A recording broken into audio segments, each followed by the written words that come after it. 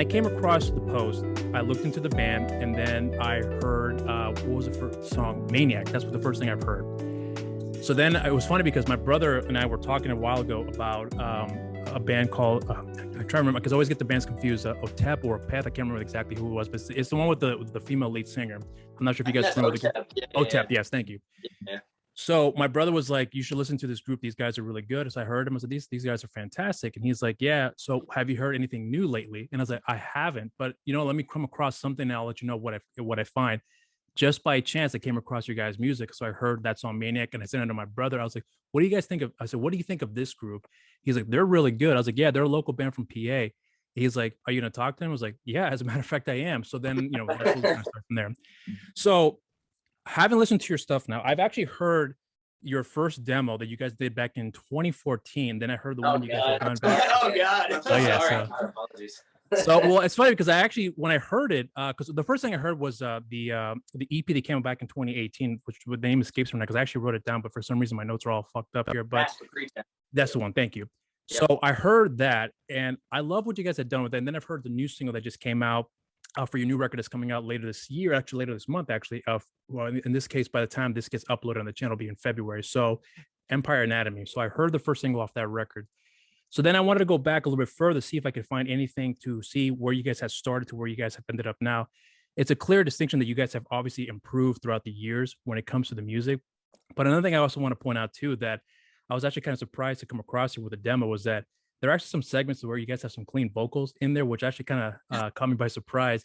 So, I was just wondering about that whole process for you guys in the very beginning, because clearly you guys you had an idea what you guys wanted to go for as far as the sound's concerned. But then at the same time, I felt like there was more like an experimental side of it where let's try this, see if it works. And then obviously you stuck with the path as far as the vocals are concerned. So, I'm hoping you guys can just give me some more insight about what that was like for you at that time and where you guys are with it now, because clearly, you guys have improved. And I'm not saying what you guys had done in the beginning wasn't good. It was good, but you can clearly see that the progression you guys have made as musicians throughout the years. So I was hoping you guys can give me some insight about what that was like for you in the beginning and how you guys feel about yourselves now up to this point. I'm not even gonna lie. I forgot that original demo was still up on Bandcamp. This is why we leave this up. Until you just said that, I literally had thought that we had taken that down. That's so funny.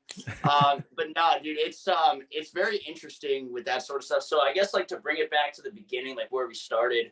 Essentially, yeah, like so. Right. That demo was put out when we were back in high school. Right. We started a band called Why We Fight. Yeah. Had a different drummer at that point, and that's sort of where most of those songs came out of, was all the stuff that we had done with that band. And then went through a couple drummers.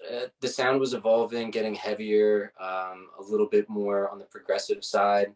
Connor's riffs getting way more annoying to play. Yeah, stuff like that. But we also got, again, went through a couple of drummers, and then freaking our drummer, Nick, who's here, by the way. He's just off camera. Yeah. He's right there. How you doing, Nick?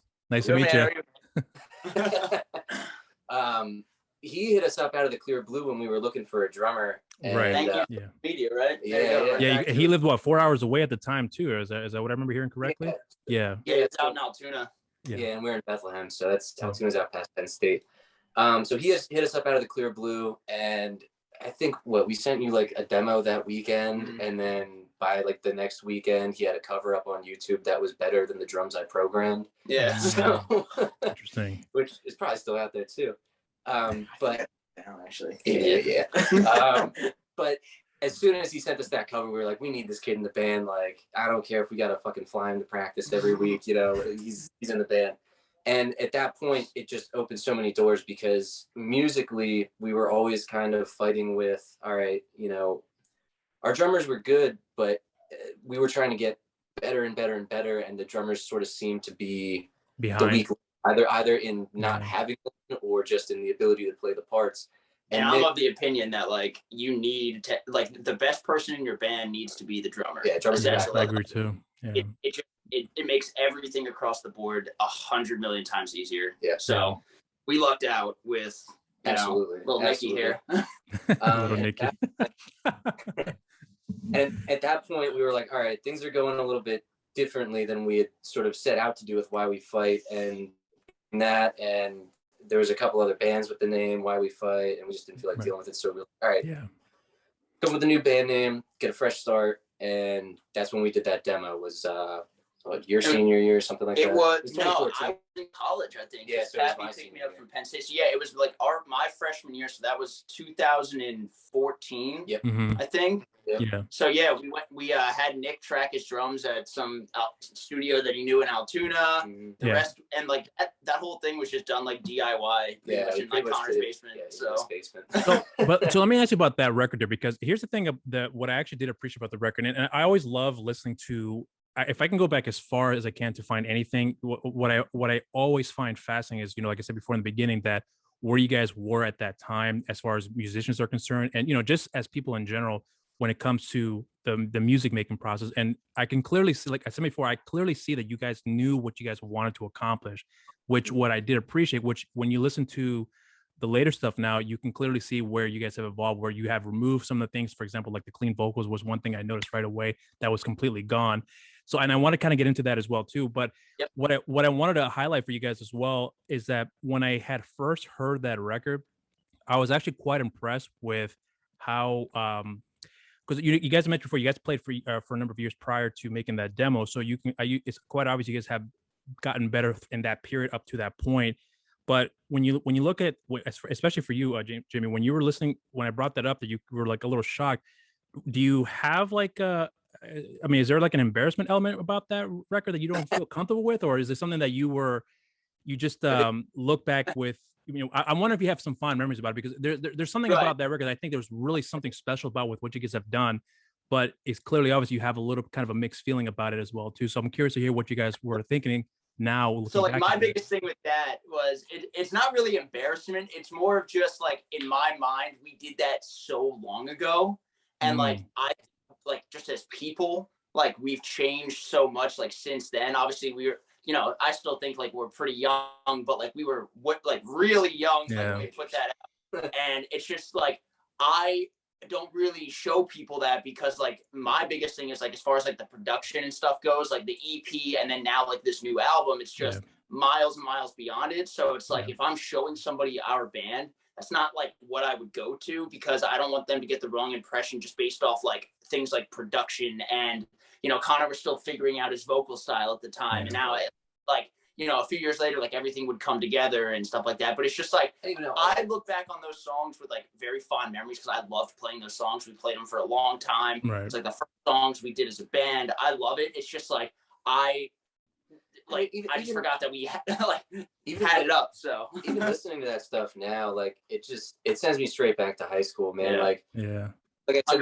we had a lot of drummer issues just during the writing process of it. So like Jimmy Langer, our bass player, and I would jam as a 3-piece, no drummer, and get as tight as possible with all of our free time, And it was just like us, hanging out every day after school, writing songs, freaking recording vocals in your dad's basement closet and shit. Like, it's ridiculous. It was totally DIY, and that's to a certain degree still how we like to keep things. We like to do as much house as possible. It gave us a good basis for like how to do things without the proper help. So when we had the proper help, it made like our we like had all that experience of trying to do it ourselves. Now we had some experience helping us along with what we already learned, and it just made everything across the board a lot smoother, I would think. Like and even as far as the evolution of the sound too, we were, the only metal bands you knew when I met you were like Avenged Sevenfold and Anthrax. Hell yeah. And who fucking rule. But like our music taste was evolving as we were writing, so you almost get to hear, I don't know, like even now the mission statement has always just been to be heavy. Like we don't want to shoehorn ourselves in any particular niche, whether it's thrash metal or death metal or metal or anything like that. We just wanted to make things heavy, and at that point in time, that was as heavy as we could make it. And I think that's sort of the what we want to do with our albums, is just continue to make snapshots of whatever we think is the heaviest stuff that we can make at that point. And then going back to your, mention of like the clean vocals and everything. So like being that young, and like Connor was into metal a lot Right.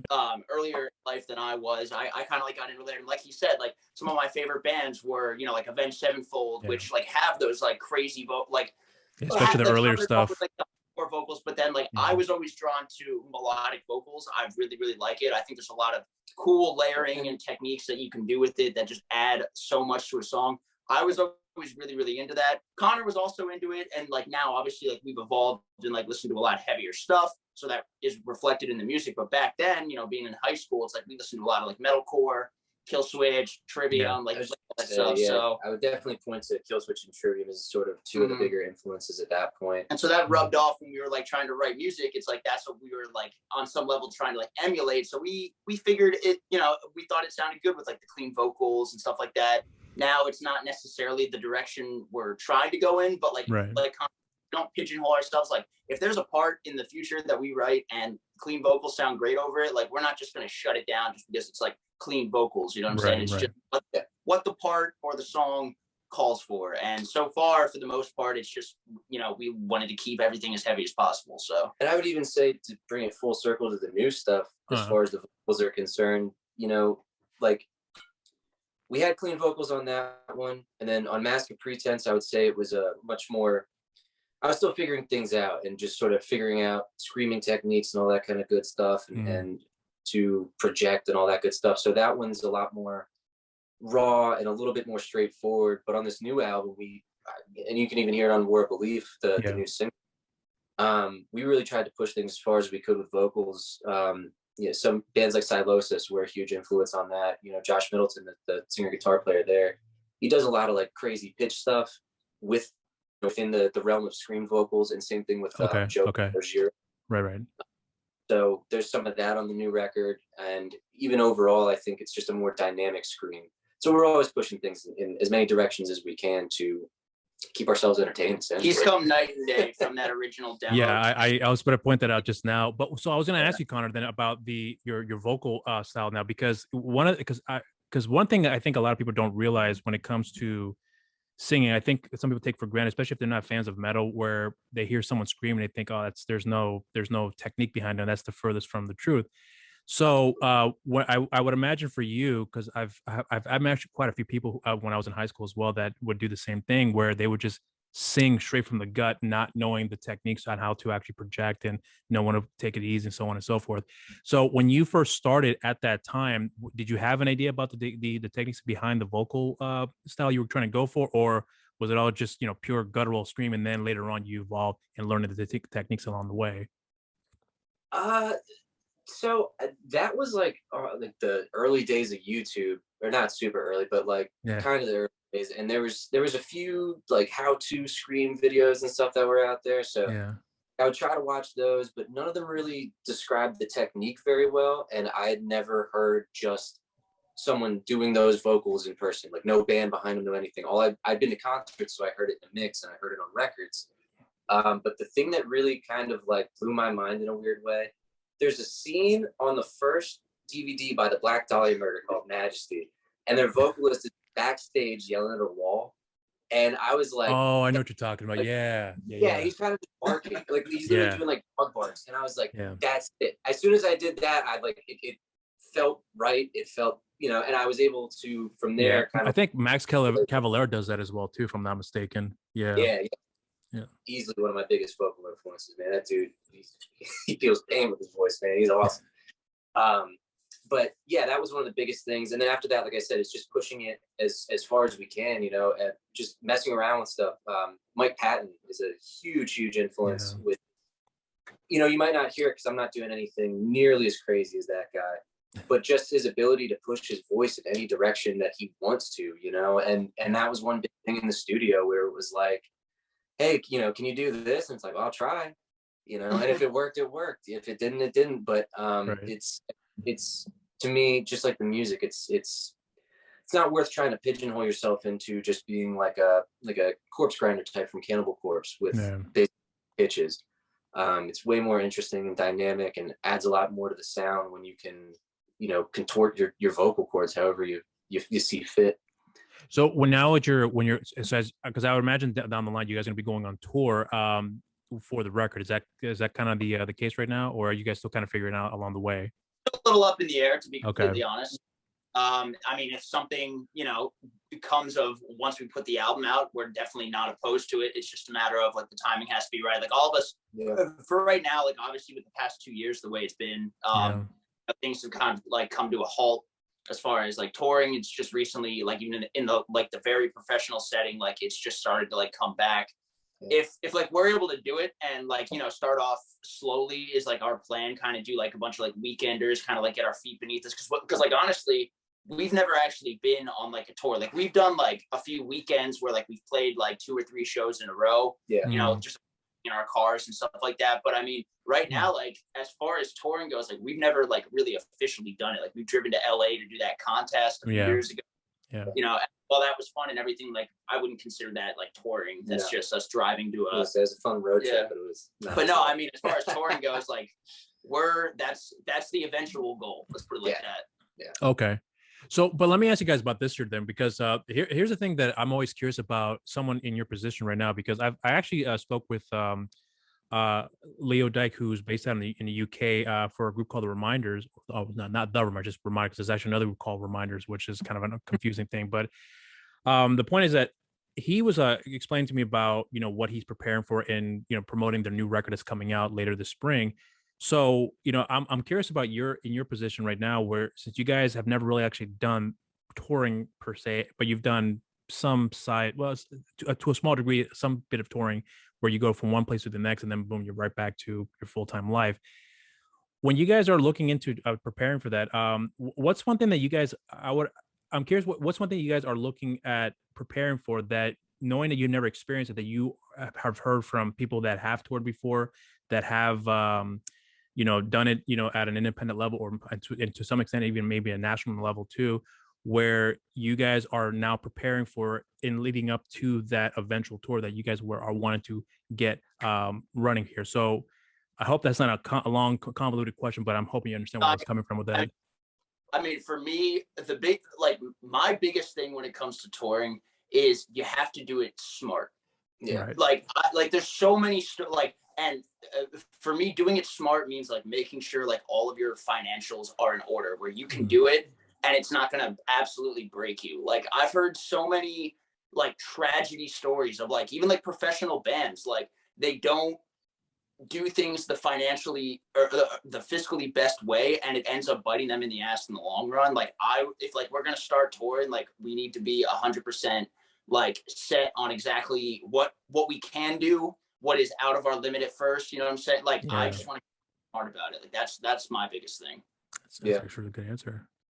Well, so that's true. Well, be surprised, because like I've heard I won't name any bands, but there was a story that I heard from somebody that they had shared with me a while ago, where they went to one gig and they got paid very well for that one show. What I didn't understand though at the time, because I'm not in the industry like that, but what I didn't understand is that when you get paid, there's other things you have to factor in too, especially if you're doing it on a full-time basis. You have to consider taxes and all. I think there's a bunch of stuff that I became aware of along the way, which I didn't understand how in depth like that. But one thing I've come to understand too from this one band that shared the story was that when they went touring, once they started spending the money, what they failed to realize is that they were spending money on the most mundane things that they didn't think would actually eat up their budget. Something as simple as food or whatever the case may be. So, I think when you said that, that's actually one of the smartest things I've ever heard from somebody who understands the consequences of not preparing for something like this. So I actually do appreciate that answer. But this leads me to my other question too, about how you guys are going about with the release of the new record here, because one thing that I'm always curious to hear from anyone who's in preparation for releasing any new material, when it comes to the whole promotional aspect of it here, are you guys going through a part right now where is there anybody advising you how to go about in promoting the record for to bring more awareness to it, or are you guys doing it all in-house and you guys going about it at your pace here? What's the process for you guys right now? Yeah, yes and yes. Yeah, we're working with a few people. Most notably, our good friend Corey Pierce. He's the ex-drummer from God Forbid. We've been working for a little while now. He produced both the EP and the new album. But we've sort of brought him on board as, I guess, our manager. in a certain way. Right. But he's helping us out with a lot of things, just as far as essentially kicking our ass into gear as far as promoting the record goes, you know, making sure we stick to a good plan, making sure we're on top of our media. shit. That's for sure. Yeah, he's basically the band mom now. Because again, like I've said, like we you know, we are, like, in a sense, this is our first debut. It's like, yeah, we've been playing around for like a long time and everything, but as far as trying to pick things up to that, like, you know, quote unquote next level, to like the professional really thing, it's like, especially like social media engagement and stuff like that. I'm gonna be honest with you, like, until recently, like, we've kind of sucked at it, and it's because it's been all on us, and like none of us are crazy social media savvy, so it's been like its own little learning experience. And Corey is by far like the main person, like pushing us and like kicking our ass, getting us into gear. Like, you know, you can see it recently, like on our social media, like once we were ready and had a bunch of stuff ready to go for this release, it's like, you know, boom, all of a sudden, like, we're starting posting every single day, get an engagement up, and it's just that stuff we never did before. And now that we're doing it, we're seeing the benefits of it. And you know, I can say that we probably hopefully won't slip back into our ways of just kind of being like, definitely not. Definitely not. I mean, it's nice because, you know, it's one thing to put out good music or any music, but if you're not getting it out to people to actually hear it, it doesn't really mean anything. I mean, it means something to us at the end of the day, but you know, it's not going to get us on any kind of tours or any shows or anything like that. And one other person I want to give a nice shout out to is our boy Brandon from Cruel Bomb. They have had their social media shit on lock since day one, and as soon as we started doing the promo for this album, I was like, man, you gotta help us. You know what I mean? And you know, and he's definitely been giving us a big hand as far as just helpful hints on things that have helped them over the course of their career. So with the video you guys had released recently here, there's one aspect I wanted to actually get your opinion on with actually shooting a video, because I actually talked to a rapper by the name of Jason Chu a while back, and he was telling me I had heard him say before that one of the things that he actually dreads doing the most is actually shooting a video, because there's a whole process behind that. It could be a very mundane process where you're shooting the same exact thing from different angles. There's a lot of insight that he gave me about how he approaches it now as opposed to how he did it before. I think, if I can recall correct, because I try to find some additional insight of you guys, information on you guys on YouTube as well. I think that's the only video that I've come across you guys has ever done. So for you both here, or maybe Nick can also share some insight too about what was that process like for you and having to do that, because I'm curious to see if you guys had to learn to adjust to get yourself comfortable on camera to do it without, you know, the microphone in front of you, having to listen to the playback and having to, you know, mimic that as well too. What was that for you both? And Nick, if he wants to answer as well. So goddamn I was gonna say the process was so fucking cold. It was so cold. We must have filmed that on like the coldest day in December in this barn, no heat. Oh my god, it was so cold. If you look closely at the videos, you could probably see my fingers start to turn purple. Honestly, but no, as far as actual shooting goes, it was super smooth. Easy. Yeah, super smooth. I mean, we've been playing together so long, and we've been playing the song. We are all these songs for so long that I mean, it's and we also, I feel like we've all gotten over our stage fright and any of that kind of BS, because again, we just want to be heavy. And even when it comes to the live show, I hate when you see a band and and they might be great musically, but they're all stuck in one spot. They have their feet planted, you know. I don't give a shit. I'll run out into the crowd, man. I'm banging my neck off. Yeah, every single show, you know. I'm trying. So basically, you're pulling a diligent escape plan, is what it sounds like to me. That's what we try to do, man, as much as possible.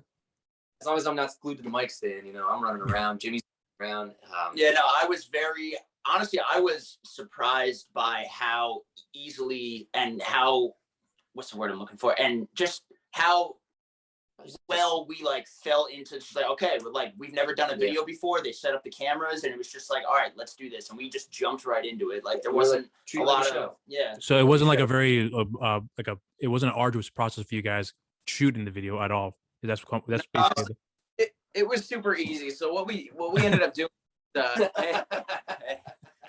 so what we was the sound engineer, our buddy Matt, who recorded the album with us.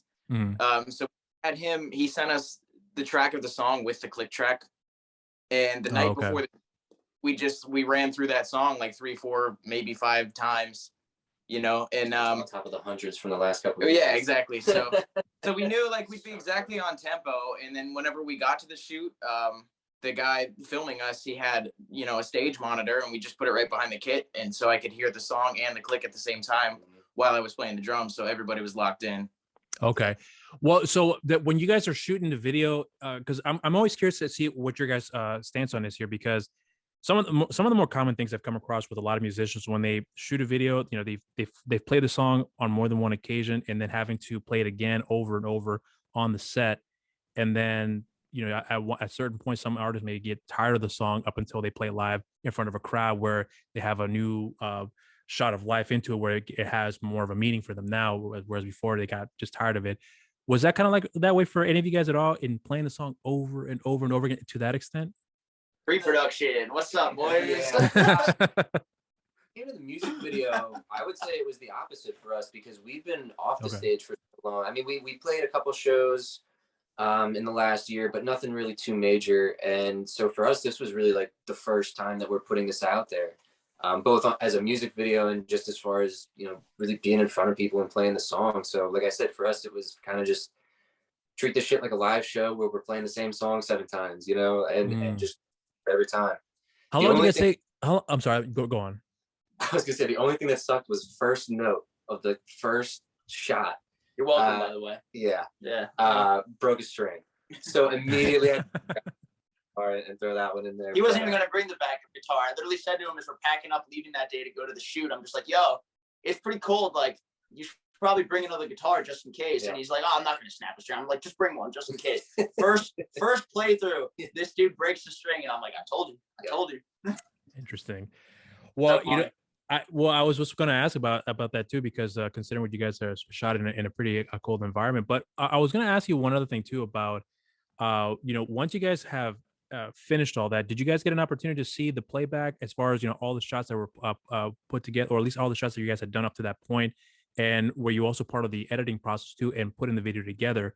Or is that something that was out of your hands and you guys saw the final cut once it was already finished? So I would say when we were actually like on shoot, we didn't really, I think John might have shown us like a clip or two here and there, but like we got as many takes as we felt was necessary to get all the shots that he would need when we started to go back into the editing. Yeah. So we weren't really too worried about seeing it while we were shooting it. And plus, like I said, honestly, it was so cold that day. Like all our thoughts were like, okay, we're just gonna get this done and we're gonna go home, take a cold food, take a hot shower, and just like, but and then as far as the editing process, like, so John, we had never worked with John before, but like, great team. First of all, shout out to John. Yeah, John Kennedy. One of the coolest guys in the world, like super easy to work with. He kind of let us do our thing, which I really like as far as like it being our first shoot. So, but as far as the editing process goes, like he was open to any ideas that we had. You know, we kind of were shooting emails back and forth. He would send us like his first like rough edit, then we'd send him a few notes. He'd go back, tweak it, and like the process would repeat a few times.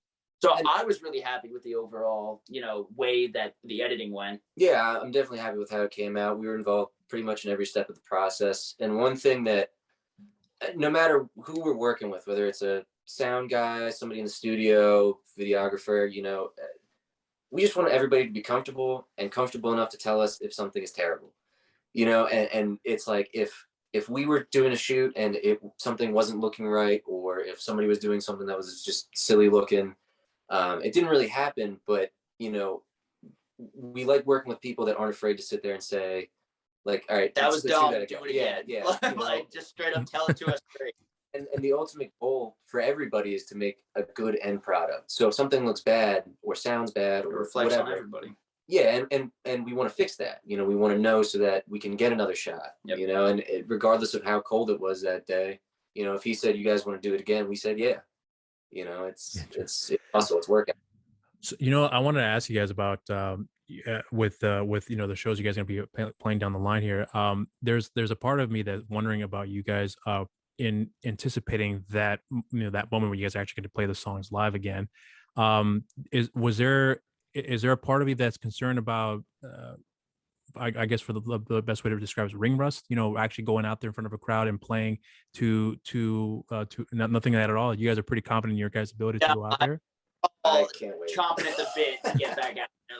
Like that is the main reason we play in a band still. Is like we live for the live shows. That is what we live for. And that's one of the biggest reasons we kind of fucked around with our social media for so long, because we were just so focused on getting out there, playing out. Like when we were at shows, we would make contacts and sell our merch and all that kind of good stuff. And like that was what the drive was towards. We just want to put on an awesome show.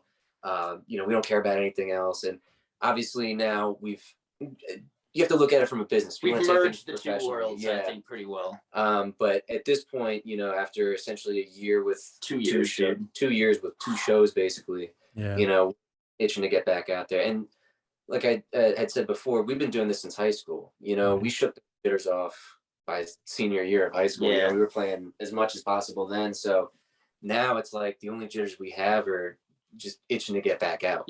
Like there is no greater feeling in the world to me than just being like on a stage, or hell, like even on the same level, like not even a stage, like we don't even need a stage, like just for us to be able to play live and see like people enjoying what we're doing. Like for me personally, that's the most euphoric feeling you could ever have in the world. Like I live to play live. It's so much fun. And on that note too, like, over this whole pandemic, we played, I think, one stream show, one live stream show. Yeah.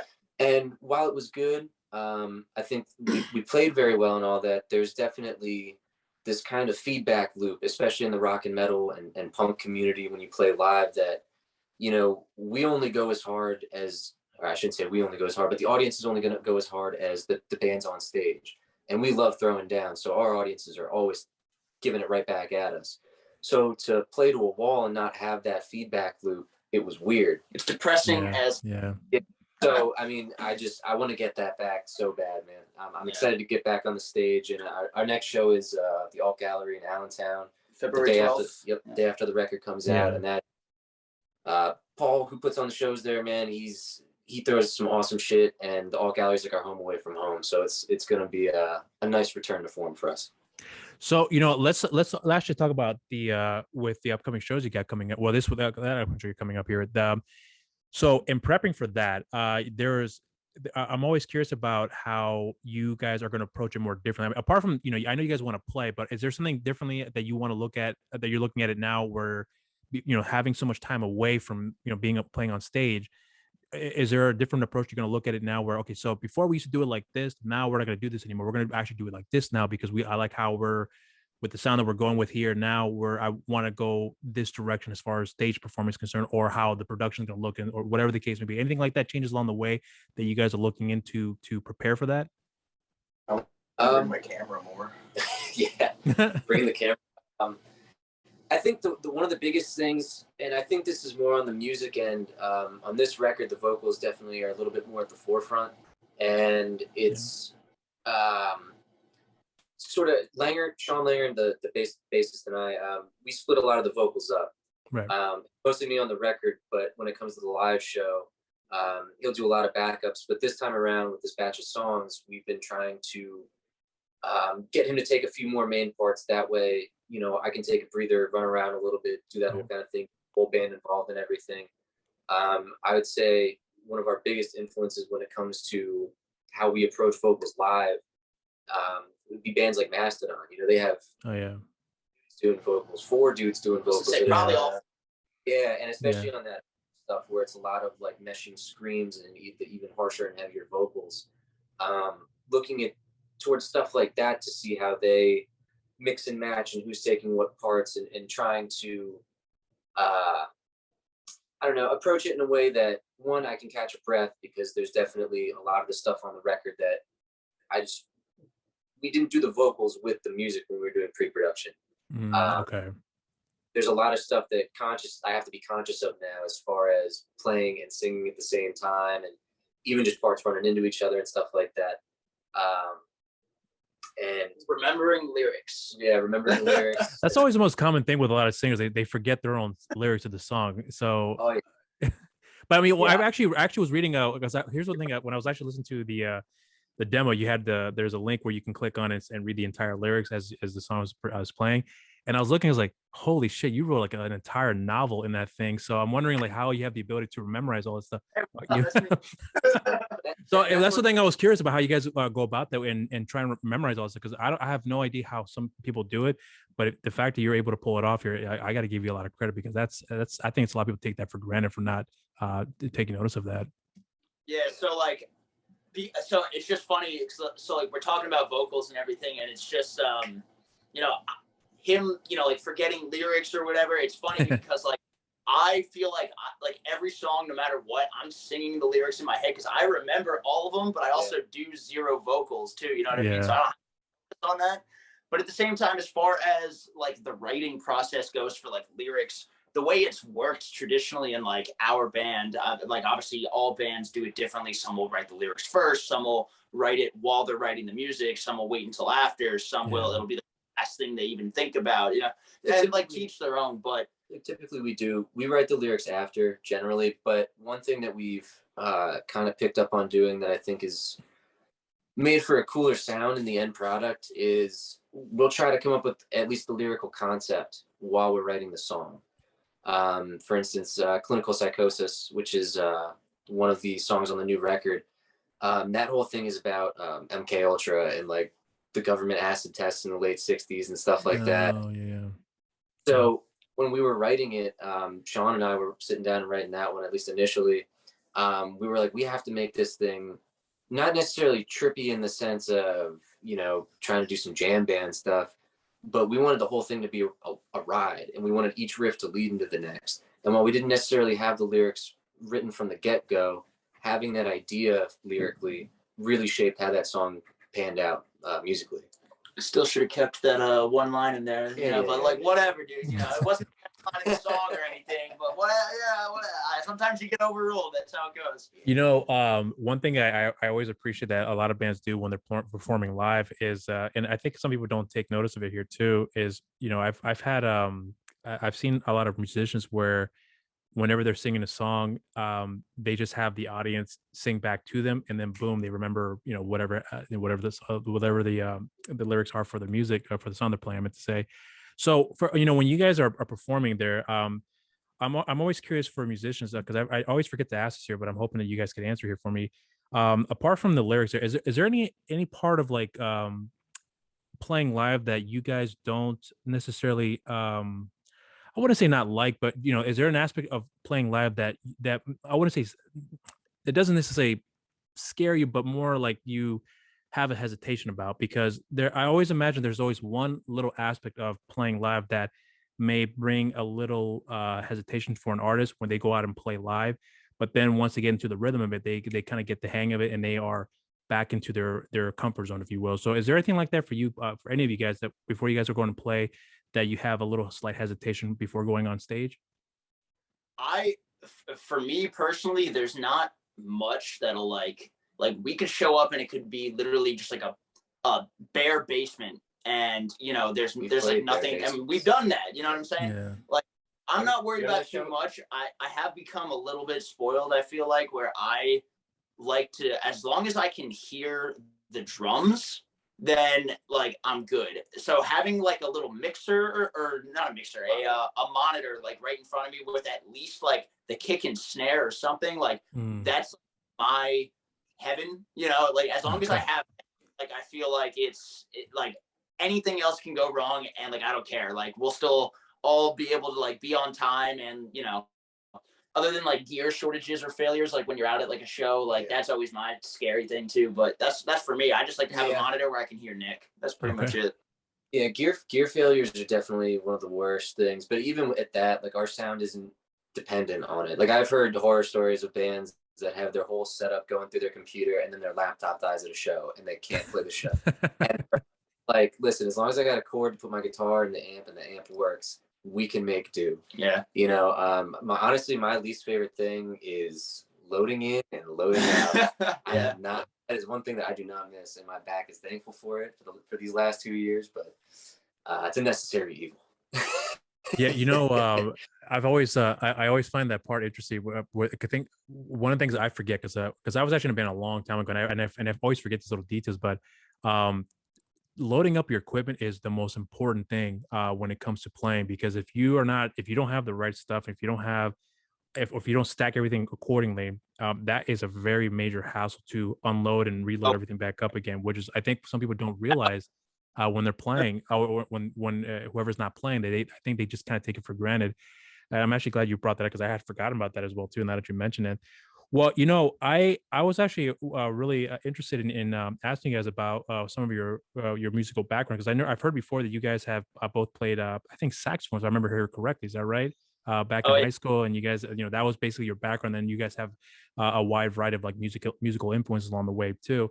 So, I'm really curious about if the opportunity would ever present itself, would you guys ever consider doing something else outside of the metal genre, if you will, if given the opportunity to do so? Where, because with your musical background and playing saxophone, I know a lot of that has helped in how you guys approach with you making music. But do you guys ever consider stepping out of the genre and going somewhere else along the way to try expand on your musical endeavors, if you will?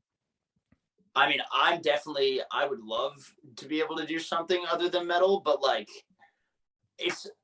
I think the thing for like around here, not saying that there aren't very capable like other musicians in the area, it's just hard to find.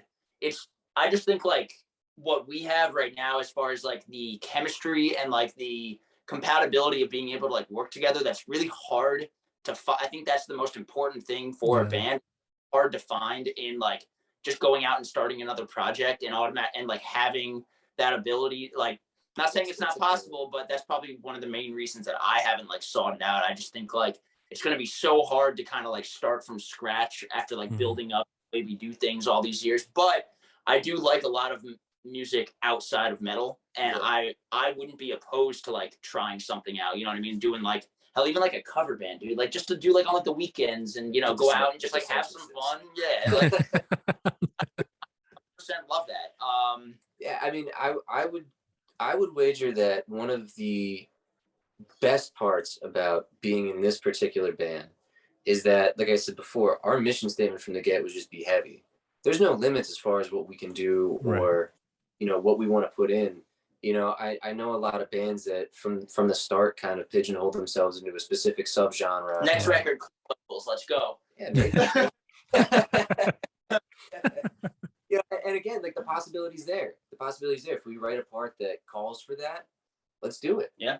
Or if we write a part that calls for some crazy proggy shit, let's throw it in there. Sax solo.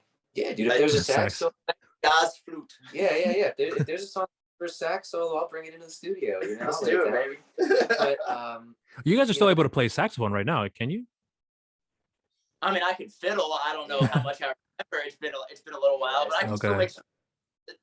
Yeah. But that's sort of the beauty of our sound, is we can do whatever we want, and that was kind of in the beginning. A band like Avenged Sevenfold was, especially in the sort of formative years of the band, was a huge influence on us. And while musically I'm not really on board with them anymore, I take it that you still are then. Oh, I love Avenged Sevenfold. Okay. Yeah, I mean, I still respect the hell out of what they do, what they've done with their career, because they were able to make a hardcore album, a metalcore album, shred records, and then even look at something self-titled album where they have everything from kind of a more radio metal leaning song to something like A Little Piece of Heaven, which is to Dear God, country song. Yeah. That's a great record. I love that song, that album. Favorite records of all time. I'll listen to that till the day I die. Don't care. Yeah. And that's the thing too, is we're not afraid to bring in these other influences, because I know there's a lot of guys in metal that I don't know if it like hurts their ego or something like that. Yeah.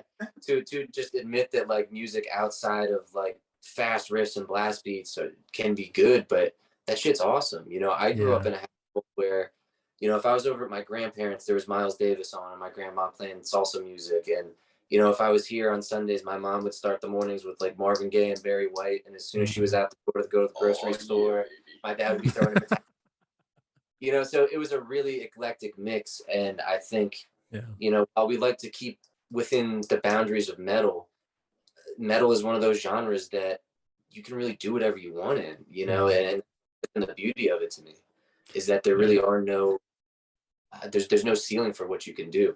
You know, look at a band like Brain Tentacles. They replace guitars with saxophones. Yeah. You know, like they're fucking ridiculous. Or I don't even know. Even old punk bands. Like look at a band like Fear. Their first album had a sax feature on it. You know, you can do so much in this genre, and you have to take advantage of it. You know, I'm actually curious because considering you guys have musical backgrounds and what you have grown up listening to, is there actually a song that you? Well, yeah, I'm going to focus on a song. Any song that you guys like that I guess most people consider to be that is awful, but to you, you love it no matter what. Is there anything like that that comes to mind that sticks out that would be considered so bad that you guys are good? One of the best records ever. Yeah, I love that album. Well, speaking of like Avenged Sevenfold, what we were talking about was like they like back in high school, those guys, I guess they made like the drummer and the guitar player or whatever. They made this like they had this band called like Pinkly Smooth, and they put out this.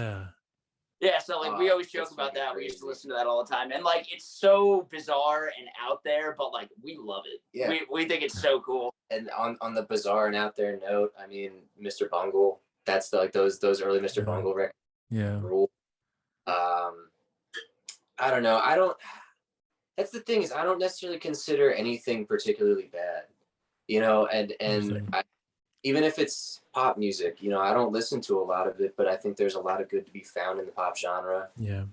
And that goes with every genre. There's a lot of good bands, and there's a lot of bad bands, you know, and it's you and your personal taste to sift through and find what you like. But I think of like anything that like is relatively considered like shitty that I just listen to on like the constant. There's definitely something. I'm just like racking my brain here trying to. And that's the thing. Somebody would, you know, sit there and look at, you know, my playlist from the last week and be like, this all sucks.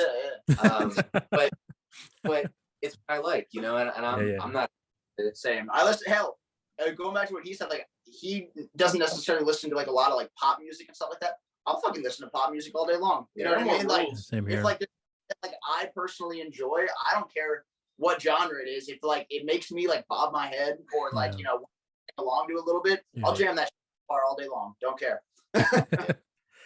So I don't know, like Matt Mason and like all that shit. It's just, you know, if I like it, I like it. Yeah. I mean, I'm actually curious about some other things that I've learned about you guys along the way. I think if I remember here correctly, I think it might have been you, Connor. If I heard correctly, I think you had mentioned that you're really into Philip K. Dick's stories. Is that correct? Yeah, I'm just rabbit hole today. Okay. So, you know, and I'm curious because I've actually never, I think I've only read one a long time. It might've been, which is the one, do sheeps count in their sleep or something? I can't remember what it was called. What was that? Do androids dream of electric sheep? That's the one. That's the one. Yes. And that was for the, cause they based that story off for the movie. I'm trying to remember off the top of my head here. I should know, cause I've seen the film so many times. Might've been Total Recall, if I'm not mistaken. Was that right? Blade Runner. That's right. You're right. So at any rate, so, you know, listening to this here, hearing that what you guys, when you had mentioned that before, I noticed that, you know, you had brought up before that you try to infuse some of that into the music as well too. So I was actually trying to see like if, you know, when you guys are, I'm curious to see like what other outside influences you guys have along the way too, that kind of help formulate the sound that you guys are making when it comes to the songs you're writing here. Because, you know, you mentioned about Philip K. Dick's work that kind of helped formulate some of the lyrical content you guys have written before. But then I'm also curious, is there anything else as well that you guys have taken, I guess, some form of inspiration from to infuse with the music that would, you know, that may surprise some people on the way? Because, you know, Philip K. Dick was the last thing that comes to mind when I think of metal here. So that's what was interesting to hear that. So I'm curious if you have anything else outside of that as well too that would help infiltrate to your music. Yeah, I mean, at least for me personally, when I'm writing, I actually try my hardest not to think of other bands, but instead try to visualize whatever the song is musically. Coolest compliments I think we got on the new material came from the guy who recorded it and helped produce it, Matt from Peach Pie Sound. I walked into the studio one day, and this was before the vocals were laid. Just listening to the whole thing with just the music. And he was like, dude, this, like, it sounds like Blade Runner. Like, it could be a soundtrack in Blade Runner. And I was like, that's that's kind of what we were, at least what I was going for, you know, sort of bringing a lot of the, like, I love movies, I love comics, bringing a lot of that influence somehow into the music. It's tough to do, and it's tough to explain, but bringing that mindset of just weirdness, you know, like I love stuff like Philip K. Dick, old heavy metal magazines, like the early stuff from the 70s. Yeah. Bringing that sense of totally almost alien, like the way the artwork was, even just the way, like reading those heavy metal magazines, you know, you open one of those up and page after page, it's totally different, you know, and that goes back to what I was saying before about keeping our sound as open as possible. You know, I want people to be guessing when they listen to our music. I don't want anything to be predictable. And again, just bringing that sort of vibe to it. You know, I like having the, I don't know. I mean, the sort of, it's tough to describe because it's weird, like trying to mix visuals with music. No, I know what you're going with this here, and I actually think I understand where you're going with this, because I think if correct me if I'm wrong here, so essentially because I've heard someone else kind of describe this as well too. I think it might have been C. Burton Bell from Fear Factory. I think he was doing the exact same thing too, where he wrote music and thought, if we can write music that would fit a visual for a scene of a movie that I have pictured in writing the song, that's kind of more along the lines that I think you're trying to describe. Is that fair to say? Yeah, absolutely. And I mean, just to give a couple examples, you know, like you listen to some of those early Mastodon albums, or like the song Mother Puncher, that sounds like a woolly man trying to fuck your house up. You know what I mean? Like, and that's the kind of thing that, like, when we're writing, you know, there's not a clear picture or anything like that in our head of what we're doing necessarily, but trying to come up with a feeling, as opposed to just, you know, we want to write a riff that sounds like Testament here, and we want to put a machine head part here and stuff like conscious for us. What's conscious is, you know, like, let's make this as heavy as fucking possible, or like, you know, this riff has to sound like it's, like I said, like, you know, barreling through the front door, put your head through a blender. Yeah, or if something sounds weird, like I said, it's sort of like picturing some of those old heavy metal covers or some crazy sci-fi movie shit while we're writing it. And that's not to say that bands don't have an influence, but I don't think it's a conscious thing while we're writing to necessarily sound like X, Y, or Z when it comes to a musical influence. We just try to sound like us, and if somebody compares us to another band, especially one that likes pop, that's just an added bonus, and I love it. So, would you guys ever, you know, if given the opportunity, because you know, I always feel like you guys have this this vision of, like, if you write something, because you just mentioned before, if it fits a certain, you know, feeling to whatever it is you're putting together here. But like, honestly, when I was actually listening to some of your tracks here, I always think of visuals for a scene, not necessarily for a movie, but just seen in as far as like what that rhythm fits in that moment for myself. I always envision songs like that. And as you can tell from the background, like, I love movies, but I have always pictured musicians, whenever they're writing a song, how could it fit in a moment, in a person's moment in life? And then, you know, if it doesn't fit in a moment of life, how about a visual for a movie that would fit well within that scene for the song that I'm hearing right now? And it's always, because I'm thinking of all these different, like, films that fit the best moment in that for that particular song. But I feel like you guys would have that same approach, where if you guys were to write music, especially when it comes to a certain scene, in my mind, you guys have the mindset to be able to adjust to whatever is going to fit within that moment in that scene.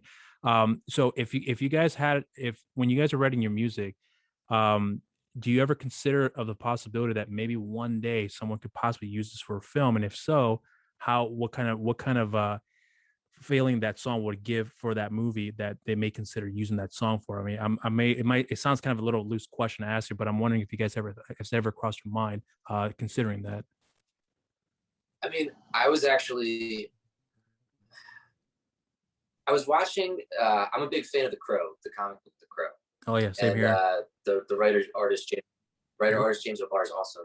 Yeah. Watching this interview with him a couple weeks ago, where he actually handpicked all the bands that did songs for the movie, but one of the only stipulations he had was for them to do original songs for the movie. And I think that would, you know, as far as if anybody ever asked to be on the sound, soundtrack. You know, I think it would be super cool to just do something original for the soundtrack specifically, because like I said before, when it comes to the writing process, we're always trying to, even if we don't write the lyrics with the music, match at least the intensity and sound of the song to whatever the content of the lyrics is going to be. So, you know, being able to, even if it was just like, you know, get a rough script or something, or a rough copy of them, watch it, and then write based on that, based on how we feel coming out of that. For sure. I would absolutely love to do that. You know, one thing I was always curious about musicians here when it comes to their writing process. I know you guys touched on it before, where it's kind of whatever fits the moment for you guys to go about with the lyrics here. Is there a part of that writing process that you guys let me go back again. So writing from the beginning, how you guys wrote the lyrics and how you guys are approaching it now, what's the biggest thing that's changed for you the most in the writing process for the songs and the lyrics at this point? Because, you know, you guys have obviously evolved with your music here, but I'm sure some of that has changed along the way as far as how you guys put everything together here that maybe you had done before that you're no longer doing now because, you know, at the time you weren't aware how to go about it. Now you know how to go about it differently, and therefore you have a method to the madness that you prefer going down that path. So anything like that has changed for you guys along the way? No, definitely. I think the biggest thing for us was going back to, so we were working with Corey, and he's produced both the EP and this new album that's coming out. One of the things that he really, I think, got to stick with us is, you know, when we like write songs and everything, I don't know if we were never really thinking about the overall song. We were kind of just like, we would do a riff. It was riff salad. Yeah, it was just like, you know, you throw a bunch of riffs together, you see which ones kind of work and interact with each other, you scrap a few of them, and then you kind of like move on to the next part of the song. Whereas with Corey, it's more of, okay, so you have a riff, right? And it's like a cool, like, idea for what could be a song, but it needs to be a cohesive song. Right. It's about thinking of not just like what could sound good after it. It's about like what actually does sound good after it. Like, do you want to, like, are you trying to like build a peak to build it up to something? Or do you want to kind of like what would sound good? Like, should you drop it down and kind of like allow more space? And that it's like little nuancy stuff like that we in like the past never really focused on. And then with this album, we really took it upon ourselves, like when we were writing without Corey, to like really think about that and really kind of dive in before we even brought the songs to him. And it definitely helps. Like the songs before we even touched them for pre-production were just, at least in my opinion, miles beyond what we had for, you know, like the first EP. So yeah. I would say one thing on my end, when I do my writing, at least before like going into the EP, a lot of it was just kind of, you know, go into the recording software, start laying down some riffs, really come out with a cool song. Or none of the stuff like transition, just writing, and it's like, oh, that's really cool, context of the song. And going into this full length, going into Empire Anatomy, I tried to do as little writing on the computer as possible because I knew that got me into a lot of bad writing habits.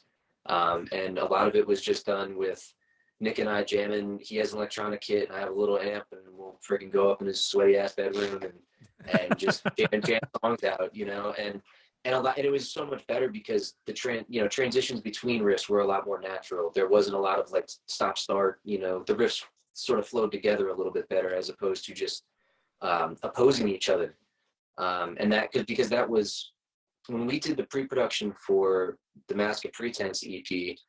Most of what changed, if we ever decide to release those demos, and into those back to back with the final versions, most of what ended up changing was transitional stuff, or a lot of just, you know, maybe it was a really cool riff, but it didn't fit, so we scrapped it. Yeah, which was the right call, you know what I mean? It's stuff that at that time we weren't really thinking of like on our own. We were just like, oh, well, that's a sick riff, so it has to stay in the song. It's like, no, when you look at it in the context of everything else, it's like it's kind of unnecessary, and you're doing the song a disservice by not taking it out. You're just being selfish at that point, because that in there. Yeah. Gotcha. And, you know, it really kind of forced us to really look at ourselves when we're like formulating a song, and like we have like what we think is a full song. Then instead of just being like, okay, the song's done, we'll go back and like listen to it a lot and figure out like, does that actually make sense there? Should we have gone a different direction? And then if we need to, we'll go back and tweak, which is something we honestly never did before. So yeah, and on a sort of bringing the outside influences in again, one thing that I've always kind of thought about, you know, looking at say comics or even books, everybody's got an editor, you know, and especially in the comics realm, like and books as well, you know, those editors can make or break what the author does, because you know it pays that to have somebody giving you their outside opinion that you trust. And especially working with Corey, like one of the first things he ever sent us was just, you know, after we started talking about production and all that kind of stuff, he was like, hey guys, you know, just throwing this out there, I want to give you a few albums to listen to, study sort of his homework, blah blah blah. And at least for me, a lot of those albums were stuff that I already listened to, was familiar with, but they were massive influences. So to have somebody who understood where we were coming from and where we wanted to go was awesome. And it's an opinion that we can trust. And again, somebody that isn't afraid to tell us like, yo, this part sucks, you know, or this part doesn't need to be here, and very bluntly. And as musicians and as artists, I think a lot of people are really, frankly, afraid to let other people's opinions in. You know, I mean, they might share it with their friends and they all sit there and be like, oh yeah, man, that's sick. But, you know, to actually have somebody who's going to give you their honest opinion and shoot straight with you and be like, yes, you know, track one's pretty good, but this part in the middle, and why is it there? Take that shit out. You don't need it. Yeah, but, you know. But you guys were producing the record too, because you guys, both you and Corey, or the group and Corey, are all producing the record. Is that correct? Right. Yeah. Yes. So who had more influence about who had final say, or is it all kind of 50-50 when it comes to that process? To be honest, it really, like, I really felt that it was 50-50. Like, we respect Corey's opinion a lot, and I would hope, I mean, I'm fairly sure that he knows we do. And, you know, if like we'll discuss it amongst ourselves, like whatever, you know, like critique, or if he thinks like we should do something here, like we'll sit there and we'll go through it ourselves and be like, yes, that could work. Yes, that shouldn't work. And then like, if we need to, and then like, we'll go back and forth with him too. Just be like, all right, so like, what if we did this? And then he'll be like, no, you can do that, but then you also have to do the X, Y, and Z. And like, honestly, it was a very smooth process as far as like, you know, nobody was stepping on anybody's ego, really. It was just like, I think at the end of the day, it comes down to, and like we all realized it, is that what was best for the song ended up winning. Yeah. So, and I mean, ultimately, you know, it's our music. The final say is ours. But again, it's a matter of having that respect for outside opinions. And like, that's the whole reason we brought in a producer. You know, if all you're going to do is sit there and blow smoke up our ass. Well, I'm saying, you know, more from our perspective, you know, if you're going to pay somebody to come in and help you with your record, and then all you're going to do is sit there and shoot down their ideas, why would you bring them in? Exactly. Yeah, there's no point. You know, but and again, it you know, having somebody that understands what we want to do, where we want to go, and the sound, and how also we want someone we trust too, because at this point we worked with Corey for quite some time, and you know, when he says stuff, like, we listen. You know what I mean? It's not like we necessarily always follow exactly what he does, but we know that pretty much anything that he's telling us to do, like, it comes from a place of like genuine, like, this is what, like reason, and like he thinks that this is like a good idea for us, and you know, whether we choose to do it or not, that's on us, and we just go from there. And I think it's a good relationship. It works really well. Yeah. So, and I would say too, at least as far as the working relationship goes, you know, as cool as it would be to get on radio and have a top 10 hit and all that, you know, we play death-thrash, man. Like, it's not the goal. The goal is to just make killer music. Yep. And he knows that, you know, and are some parts catchy? Sure. And again, that comes from just having all these different influences. But he knows that ultimately we're just trying to make as heavy a record as we can. And, you know, there's no compromise when it comes to that. You know, when you guys are, so there's a lot of to me, Corey is kind of looking at it from not only from an artistic standpoint for the music, but there's also, I'm assuming it's fair to say this here, and you let me know if I'm wrong. There's also a business aspect as well too. Hey, we got to make the song appealing for, you know, at least within the genre, but also appealing for other people to want to listen to as well too. There's a little bit of that as well too when it comes to his influences about what he thinks would be best for the direction of the songs and the album. In this case, there was a little bit of that for when you guys are considering his opinion.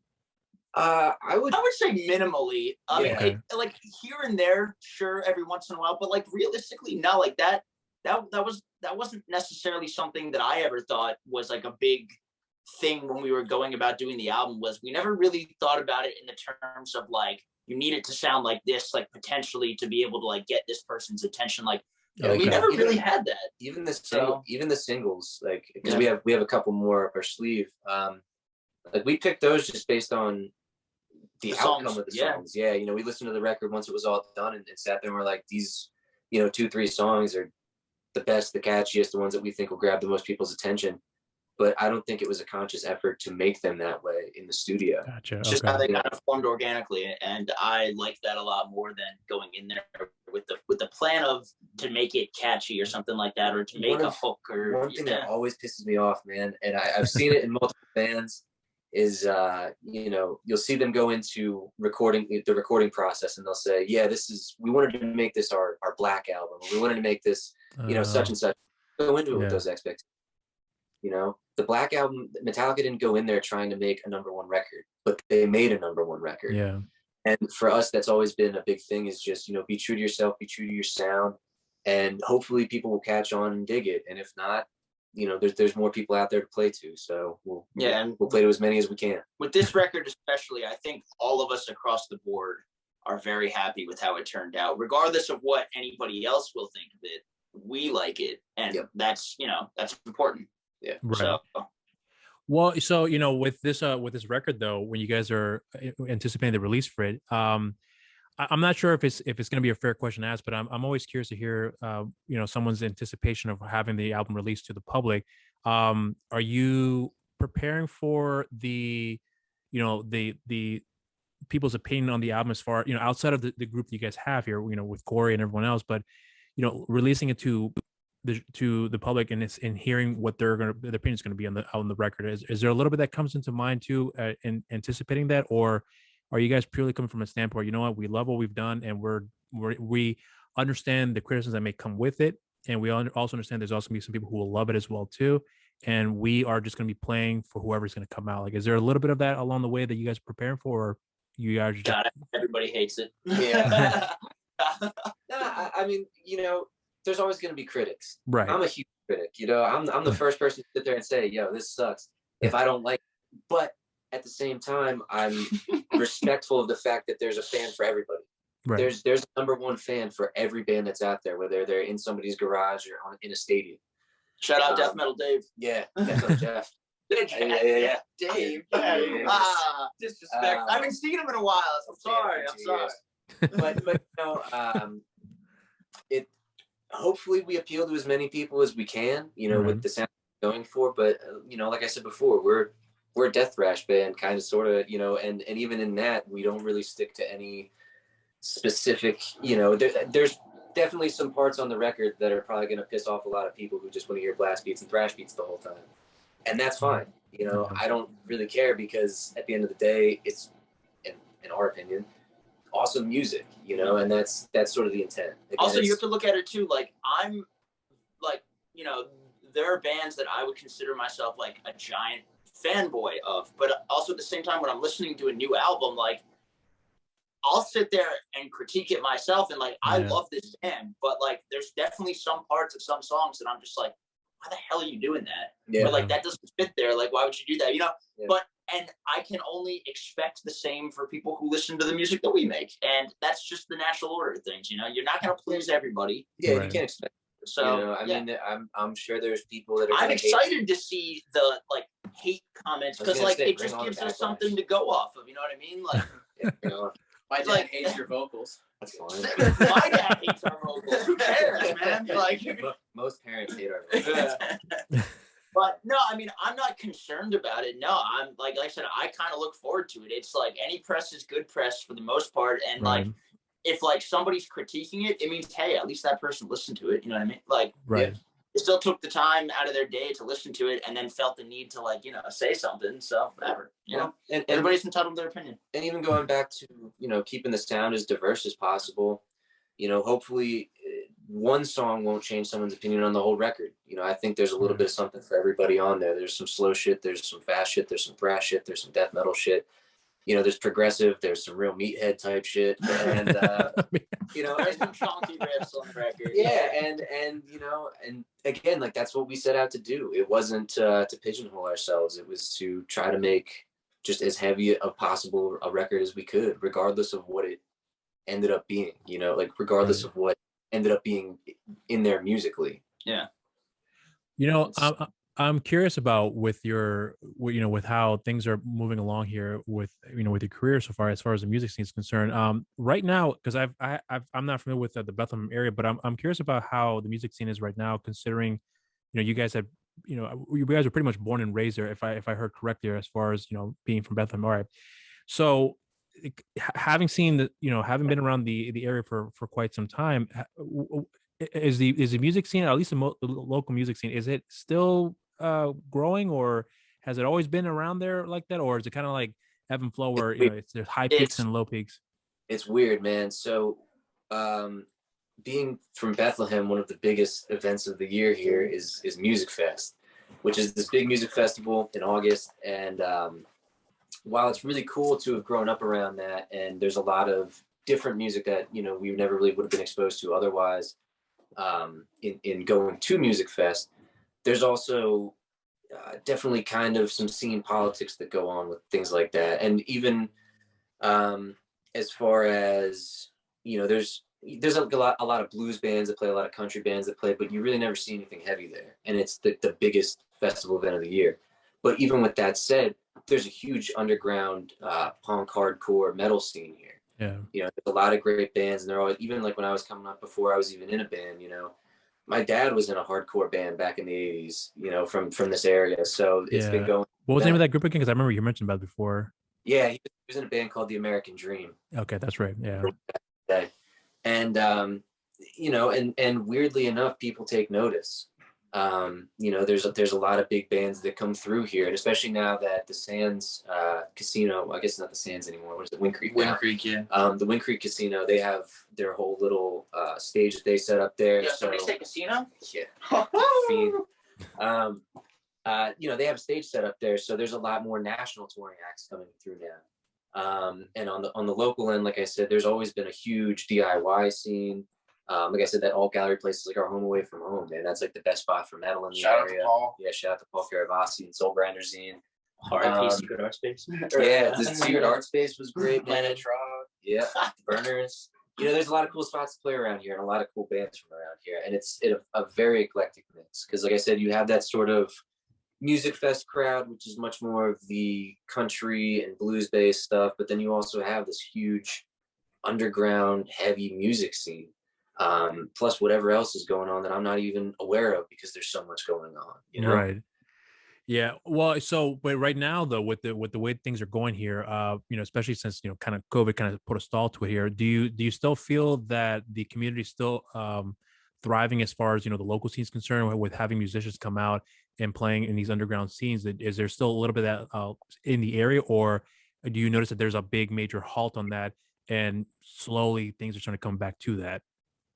I think the latter, personally. I think for a little while it did kind of like fizzle away a little bit, but then again, everybody was focused on other things, right? With the pandemic, so it makes sense. But not only other things, but going back to what I was saying before about that live stream show, you know, a big part of these heavy shows is this feedback loop between the crowd energy and the band's energy on stage. And for metal bands to come out and play and do stuff, you know, either streamed or, you know, socially distanced from the audience and all that kind of good stuff, it didn't work, at least not for us, you know, and we would much rather come, you know, wait our turn and come back 100% than put on a show that's half-assed, because that's not what we do. Right. I mean, just, you know, keeping it 100% frank, right? Because and it doesn't work, not just with us, but with just metal in general. You know, I saw there was a bar downtown that was they had a stage set up like sort of up in a pavilion, and then they had people come and park their cars in the parking lot and watch the band. And like, that's all cool if you're, you know, doing covers or a jam band and stuff. But like, could you imagine people trying to start a circle pit with a Ford Fiesta in the middle? Yo, that'd be sick. Yo, let's do it. That's probably the most metal thing that could happen there.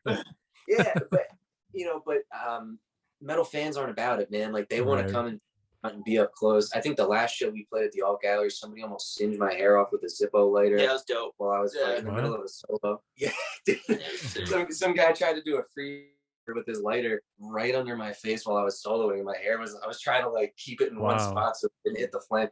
But yeah, but stuff like that is what makes the shows fun to us. You know what I mean? Like, I want craziness. I want that. I want everybody who comes to one of our shows to leave going, holy shit, I need to tell all of my friends and all, you know, whoever, next time they're in town, we have to go see them, you know? And it's not even a matter of competition, because I love all the local bands and I love the local scene we have, but it really is just, let's put on the best fucking show anybody's ever seen. You know, if all we have is a, you know, 5x5 stage, let's use every square inch of it. What was it? We've played on top of put together like picnic tables, like as like a big. I thought it would be high. I've seen those before, yeah. Up there and everything, you know what I mean? Like, you give us, you give us any form of stage, like we'll get up there, but like, you know, whether it falls or not, we'll still be headbanging. How about that show on Southside where Lang was playing on top of someone's washer and dryer? Yeah, it's phenomenal. I loved it. Yeah. That was ridiculous. Do it all again. But even then, you know, we made friends. Yeah, we made friends and in bands that we still have to this day from that show. You know, because you could sit there and post up on the washer and dryer and hate your life because you're playing in somebody's basement, or you could give it for what it is. I was gonna say, you could give the 20 people that are in that basement the best fucking show of their life, so that next time you play not in a basement, they come out. Yeah, know? I love that mindset you guys have on that. Well, you know, it's funny because one thing that I think a lot of people who, you know, don't understand how the local scene works, and again, I know it varies from area to area, but it's the most consistent thing that I see across with everybody who from the respective areas, that there's a community that I think a lot of people don't realize exists, and that's one of the most important things that you kind of highlighted, where you meet somebody at a point where maybe some people may look at it as, well, they're playing at a basement in front of 20 people on top of a laundromat. How's that a special moment? But you know, I think people take that for granted when they hear these things, where there is something that comes out of that here. And sometimes, you know, a lot of times, you know, you have these like shows that may be considered shitty for other people, but some of the best motivations come out of that as well too, where you come across something that will instill that fire for you and keep pushing forward from that. And I think some people don't understand that if you don't have it, then you'll not continue with it. If you do have it, you'll continue no matter what. And that's one thing I actually appreciate about you guys too, which is why I'll look back into your categories of music you guys have. It's quite obvious, as I said before, that you guys have stayed consistently as far as your music is concerned, and you can clearly see you guys have gotten better along the way. Which kind of leads me to my next thing about what I wanted to ask you about, with how you feel like now that you guys are releasing your first record, is there a perception about what was that? I said finally. Oh, finally. Yeah. I think you said final for some reason. I was just going to say that now that you guys are leading up to this year, is there a change as far as how you look at I wouldn't maybe say the industry, but how you look at music in general, as far as, you know, selling music and as far as playing music is concerned, that before you guys didn't consider, and now you guys are involved with this moving train here, that may have changed along the way, and how you look at things differently as far as how the overall music is made under this umbrella, if you will, if that makes any sense to you. Yeah, I mean, I when it comes to the music industry and the business end of things, I think we've always been of the mindset to keep it as DIY as possible, because we like having the creative control over everything. Right. You know, and not necessarily from a business perspective, but just from you know, if we have a cool t-shirt idea, and we want to make it, and you know, we find the artist to do it, you know, and we figure out, you know, the all the merch designs, all the music designs, you know what I mean? Like the album art was sort of spawned from ideas that we had. We don't really want anybody to sit there and tell us, you know, you have to do XYZ in order to get on the radio, or you have to do XYZ in order to fuck all that, you know, like, yeah, we're gonna do it how we want to do it. And I I mean, frankly, that's the way it's been since the beginning. Even as far as not pigeonholing ourselves into a genre, you know, it makes it a little bit tougher to promote. But at the same time, like I look at a band like Metallica, for instance, or even Megadeth, and a lot of people will say that they're thrash, they're thrash, they're thrash. It might be sacrilege, but I don't really consider Metallica thrash. You know, they have thrash elements, but even on those first 4 records, they were doing things that no other thrash band was doing. They were incorporating other musical elements that nobody else was doing. They were incorporating visual elements, which helped them stand out. And I think that's 100%. One of the biggest reasons that they've had such a prolonged and probably like, it gives them longevity. Yeah, it gives them longevity. And as far as like bringing outside influences in this regard, you know, I look at, you know, going back to Heavy Metal magazine and stuff like that. And this is probably more me than everybody else, but you know, you look at Heavy Metal #1, and right in the front, they have Mobius Tree and the other 2 that started the Humanoids, the Associated Humanoids. They were so fed up with what was going on in the French comic scene that they started their own magazine, and it blew the fuck up. Or you look at somebody like Eastman and Laird that started the Turtles. It was called Mirage Studios because the studio was a mirage. It was their fucking living room. Yeah. You know what I mean? They made that dream happen because they put in the hard work and the effort, and they didn't take shit. You know, they did it all on their own terms. And is it tough? Yeah. You know, those dudes ended up stopped doing their own comics to work on the business end of things.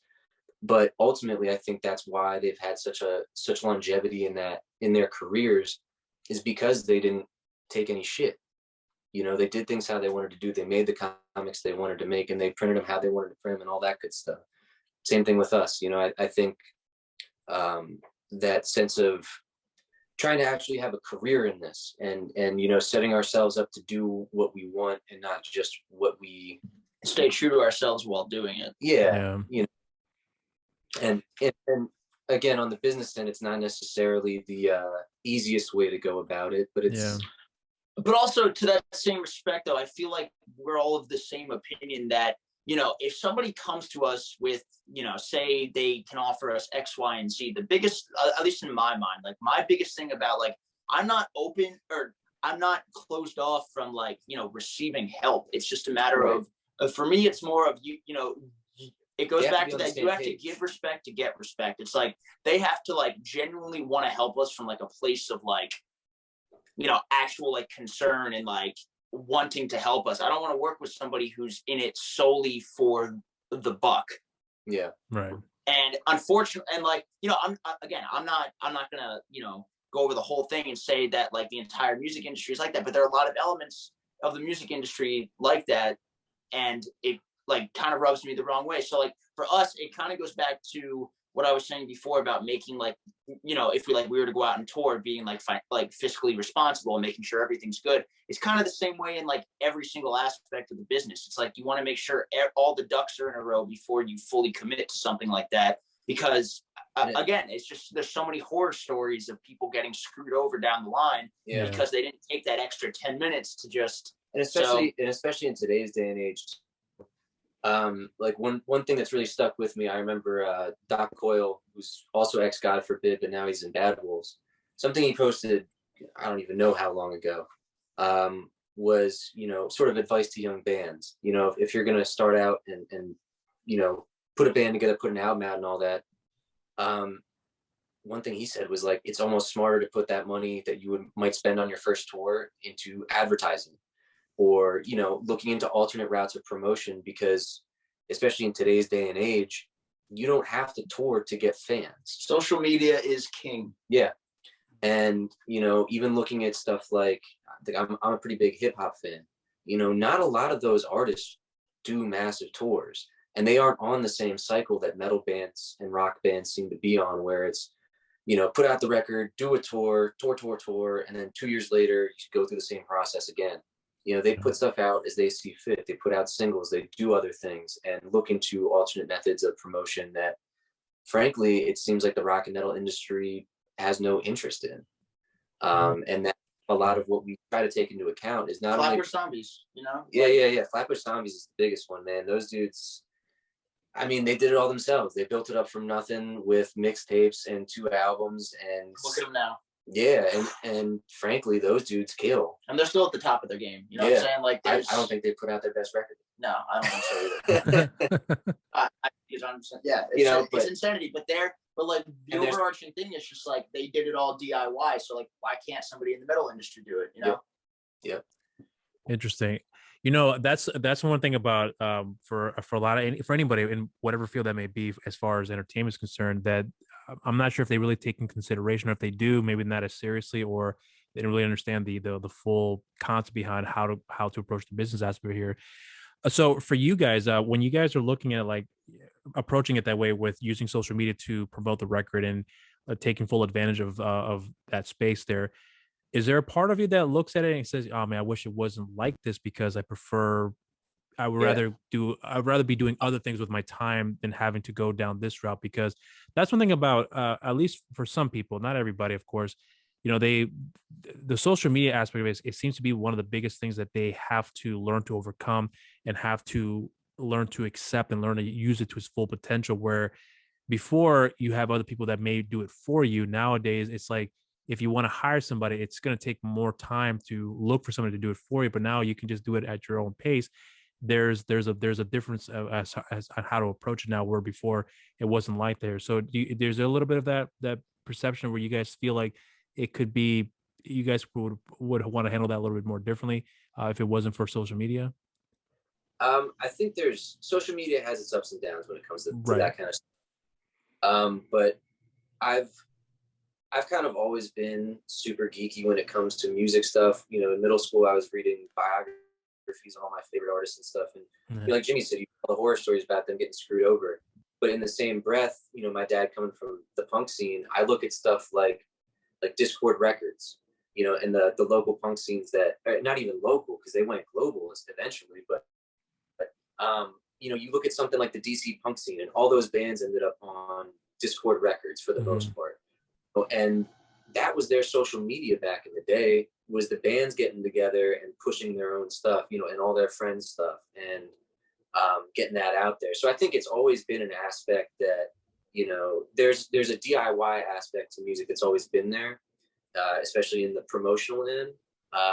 But you know, it's evolved for sure. Yeah, it's definitely evolved. It's definitely evolved, and I think it's become a lot less about the music and a lot more about the personality. But I think one thing that I'm kind of happy about right now is that when it comes to our social media and promotion, we've stuck to our guns, and that, you know, none of us individually really have a lot of motivation to put ourselves out there. And even me personally, like, I kind of like the mystique of old bands and stuff like that. You know what I mean? Like, you didn't really know people, and that was cool. And I think in today's day and age, you're really never going to see another quote unquote, you know, generation of rock stars or anything like that. Or, you know, in wrestling terms, like, the kayfabe has been broken. You know, you're never going to see another, like what happened with Hacksaw Jim Duggan and the Iron Sheik. You know, how pissed were they that the face and the heel were in the same car? You know, you don't get that anymore because everybody knows everything about everyone and their favorite people. And for us, one of the biggest strengths of our social media push so far has just been the fact that it's all been on the merit of us as a band and our music, and the four of us together, not necessarily, you know, one person doing streaming, or, you know, one person's posting shit every day on their personal accounts. It's on our account, on our band account. And I really, moving forward, want to continue that push to let the music do the talking, let the band do the talking. And it'll be a lot easier too to do that. Like, obviously we only have one single out right now, but soon, you know, like once the album's released, you know, it'll give us a lot more avenues as far as expanding the types of posts we can put out, the, you know, like, just like some of the quality of the content. It just gives us more avenues, and I'm excited. And we've always been quality over quantity, you know, like, I would much rather post once a day and have it be one good fucking post and have it mean something than sit there and post memes all day. You know, because, you know, while people might hop on board and, you know, give you the like for the meme or something like that, they're not going to remember your band, you know? So to me, it's much more important to have that, you know, build your own brand, so to speak. You know, just like that Discord Records thing back in the day, you know, or any real label, you know, you would see Roadrunner back on the day and you had to pick up that album because you knew what it was going to sound like.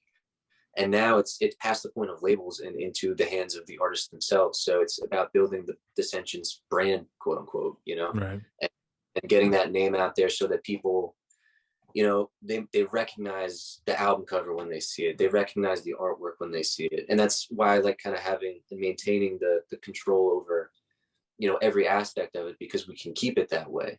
You know, what are they going to do this time? Yeah.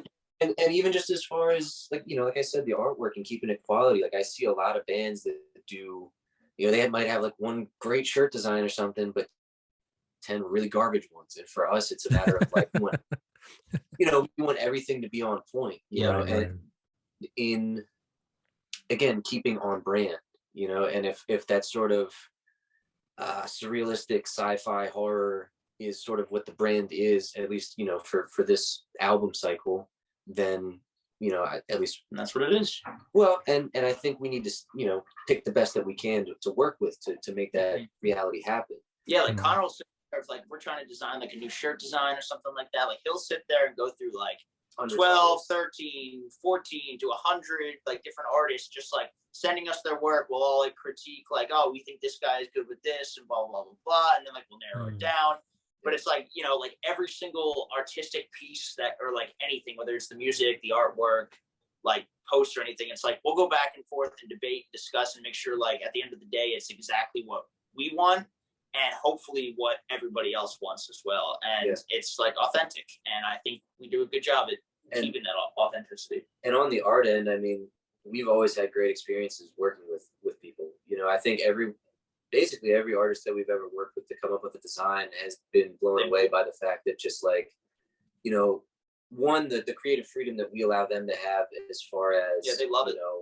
Do your thing. Like I want your style to come through just as much as our style comes through in the music, but also, you know, communicating that it's not just about, you know, throwing a fucking skull on a t-shirt, you know, it's skulls are sick, dude. Yeah, I mean, I guess, but you know, it's about doing something different, taking a different route. And I think all the artists that we've worked with appreciate what we're going for, much the same way Corey does on the musical end. You know, I think he picked it was like a needle in a haystack, man. He posted something on the God Forbid page when he was getting into production, just looking for bands to kind of, you know, searching for something that piqued his interest, because he is picky about who he works with.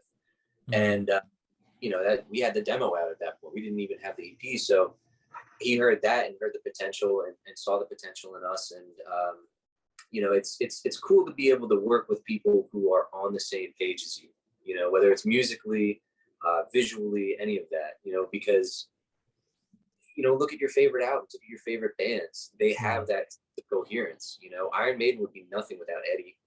You know, Metallica, you could, well, not nothing, but like, but as far as the longevity goes, you know, you see Eddie on a t-shirt, it definitely helps. Same thing with even album art. You know, name your favorite album, and you can immediately picture that album art in your head. You know, and having that kind of synergy thing is so important.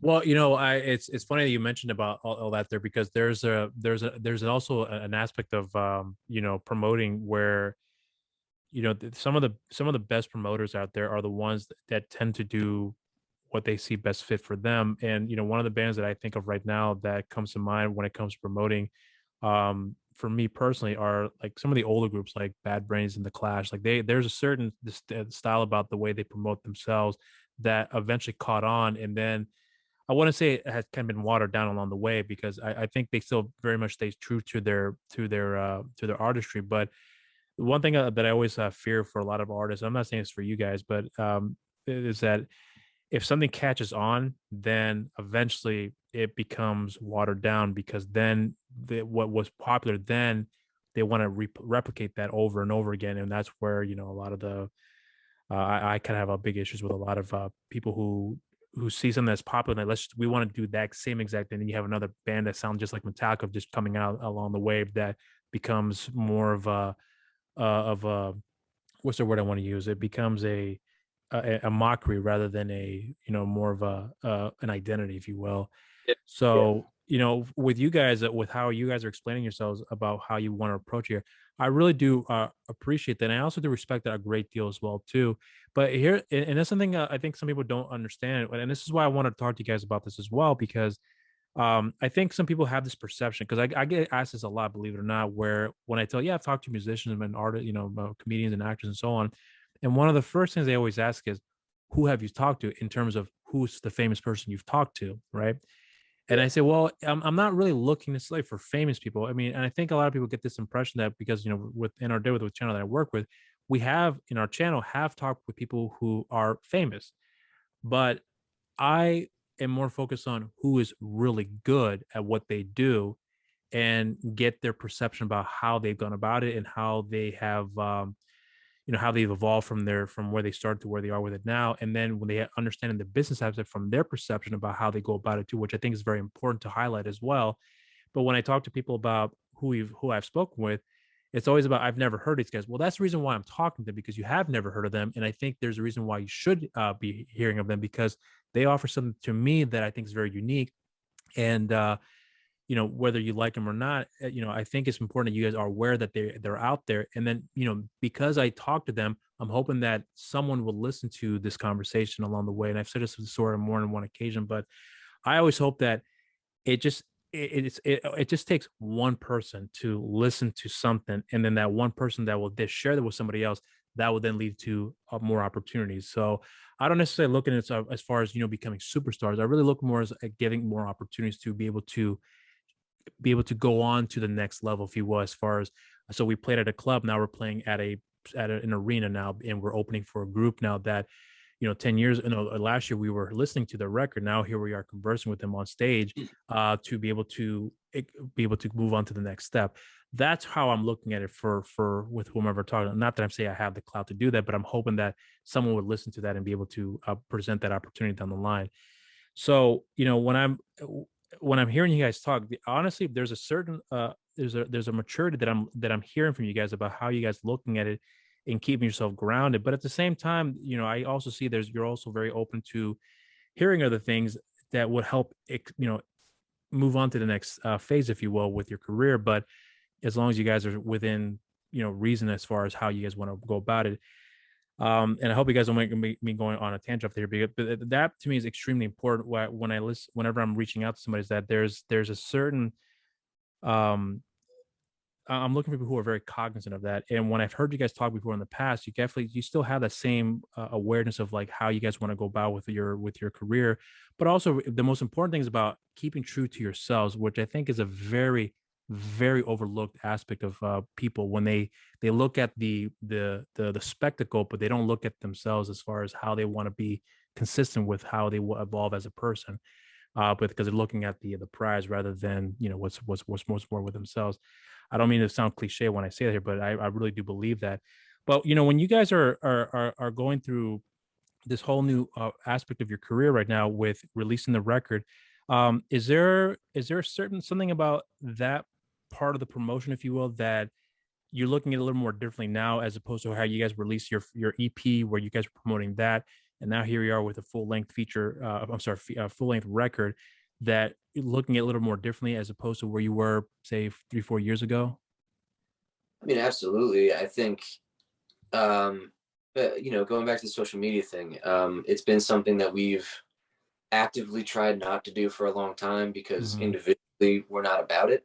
Right. But in that same sense, I think we've grown up and seen that like it's something we have. It's a responsibility we have to do, and so we're tackling the responsibility, and that's the biggest change I think that we've seen. Right, it's just we're stepping up to the game and doing it, exactly, and promoting it right. Going back to what you said about like staying true and like authentic, it's like we're stepping up, we're doing our best to like really get into the habit of making all that work, but we're also doing it with the awareness that we're trying to, do it the way we want to do it. We're not just going to put fluff posts out there or, say certain things just because we think that it'll get likes. Just because we think it'll get likes, that's what people want to hear. It's like, this is the stuff that we want to have posted and represent us. So like, this is what we're going to put out. Yeah. It's not just, stupid stuff or like memes, which like even in the past, like some of like, I'm 100% guilty of it, where it's just like, we were told to like kind of step up our social media game, and it's like, oh, well, here's like a funny metal meme and I'll toss it out. It's like, no, we're not doing that anymore. Like, it's not worth it. It's like, And it's not that it's not entertaining, but that's not why we want people coming to our page. Mhm. You know, that's not Exactly. it's not the brand that we want to build. You know? Also, Nick can touch on that too, because like he's a big proponent of our, like, especially like the new social media plunge that like we're taking and everything. So like, I don't know if you have a few words you want to say on it. No, you're good. He's good. Just good at it. You know what I mean? It's like whether he wants to admit it or not, it's like, you know, one of I think his newfound strengths too is like posting stuff on social media. I just edit videos. I just edit videos. But still, like, you know, like all that stuff counts. And even taking that kind of stuff into account, you know, if we need promo stuff, whether it's a picture to post or a video or something, you know, Nick's learned video editing skills. I'm getting familiar with Photoshop. That way we don't have to outsource things, and we can, you know, if we want to make a post, I'll hop on Photoshop, come up with something real quick, and we can have it 20 minutes later instead of paying someone to do it, waiting a couple of days, and now we're behind on posts again. Like, no. If the goal is to get as much material into the hands of people that we can, then we need to take that responsibility into our own hands. Is there like any apprehension about that side of you know, in promotion that you guys were? I mean, I know you guys mentioned before you guys are you're not about posting up random things just to kind of keep yourselves out there.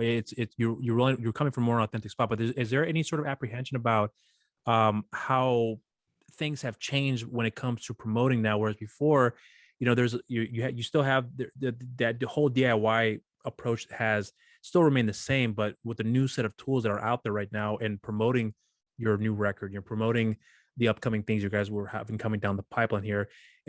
Is there a little bit of that along the way too, that you guys are still like, oh man, this is coming up here, but should we kind of go about it this way and maybe try to see, you know, test the waters a little bit before we commit to it? Is there a little bit of that along the way too for you both, or for the group in general? I mean, yeah, I would say so. This whole dive into social media has kind of been one big experiment for us, you know, whether figure out what gets engagement, what doesn't get engagement, you know, when it comes to the whole algorithm is kind of a thing too now. Yeah. It keeps getting worse and worse, man. It's like every day they have a new algorithm that's out to get us, you know, and it's always and always for meme pages and crap like that. So it's really trying to figure out how to beat the system. You know, you have to look at it frankly like a game and figure out how to beat the game, you know, because that's tough game. And yeah, especially now because, you know, not that there always haven't been hundreds and thousands of bands out there, but now everybody's got the same tool set in their pocket, you know, with their phone. So you have to be the one that's the best at using it and, you know, making these posts and figuring out, all right, this worked, this I like, so this didn't really get as much engagement as we'd hoped, or like this post got a lot of likes, but nobody really went to the website. You know, what we actually and figuring out, you know, not only that what we're doing wrong and what we need to do to fix it. Yeah, and why ultimately, you know, like because you can sit there and you know, we posted blah blah blah and it didn't get any likes, boo hoo. But you know, taking everything as you have to see the positive in everything. Like why didn't that get the engagement that we wanted it to, and how can we make that better next time? Yeah, it's a little. I think it's like an oversaturating, like, you know, with the market where everyone is, you know, everyone can do anything now, and it's kind of really filtering out, you know, what it is that really appeals to you. Because that's one thing about, you know, when it comes to looking for people to talk to is, for me, who can I talk to that's interesting for me personally? That's how I look at it for myself. And that's what some people don't understand is that when I talk to somebody, like, well, what have they done that's, you know, that makes them famous? I don't, like I say, it's not about that. It's really about, you know, what they're really good at. And I hope it would catch on eventually. But, you know, you just never know with these things. Like I'm bringing up our channel, for example. There's a video that we posted up recently, and we spoke with Denzel Washington. In comparison to our numbers, they were pretty good. But the person that got the most views in the film that he just did recently was someone that was not really that famous in comparison to Denzel Washington. That video alone got way more views than Denzel, which I was blown away. But we just don't know those things. You don't know what's going to actually hit and what's actually going to fail, or at least if you want to look at it that way. So I mean, and that's the thing that you guys were talking about before. You posting you post something out there that doesn't get a lot of likes, and you're looking at a perspective like, well, why didn't it work? And what can we do to improve on it? Well, that's another responsibility I think a lot of people don't understand when it comes to promotions, that you have to take those things into consideration, and that I think that deters a lot of people and continue on with that, which is one of the things why I want to talk to you guys, because you guys have stayed very consistent with that. And you guys have a perception that I think most people may not really understand because they're not really invested with that. But that's a whole different ball game when it comes to that business aspect, where that is something that we didn't really consider, 20 years ago, where we are with it now. So, seeing it from that, and I think when you guys are sharing that, that's a really insightful a part of the business that most people may not understand or probably don't care. But once it comes out, they're like, oh, wait a minute. As soon as you guys become successful in that respect, as far as how releasing the record and getting more awareness out there, they're only seeing that part of the business where you guys have become successful. And I'm hoping that you guys will become more successful in that along the way as well too. But there's a perception that I think most people must understand the realities of how it really works. But but I think from what I'm understanding, what you guys are talking about, you're not really concerned about becoming famous, but really more successful in terms of opportunities, is what I'm understanding from what you guys are describing here. I mean, is that a fair assessment here? Yeah, I mean, like I said before, man, it's there's no money in playing death metal and thrash metal. It's and coming up when we did and how we did, we realized that very early on. We're not going to be. I mean, there's a small chance, but very likely we're not going to be hitting top 40 charts. So that's not our goal.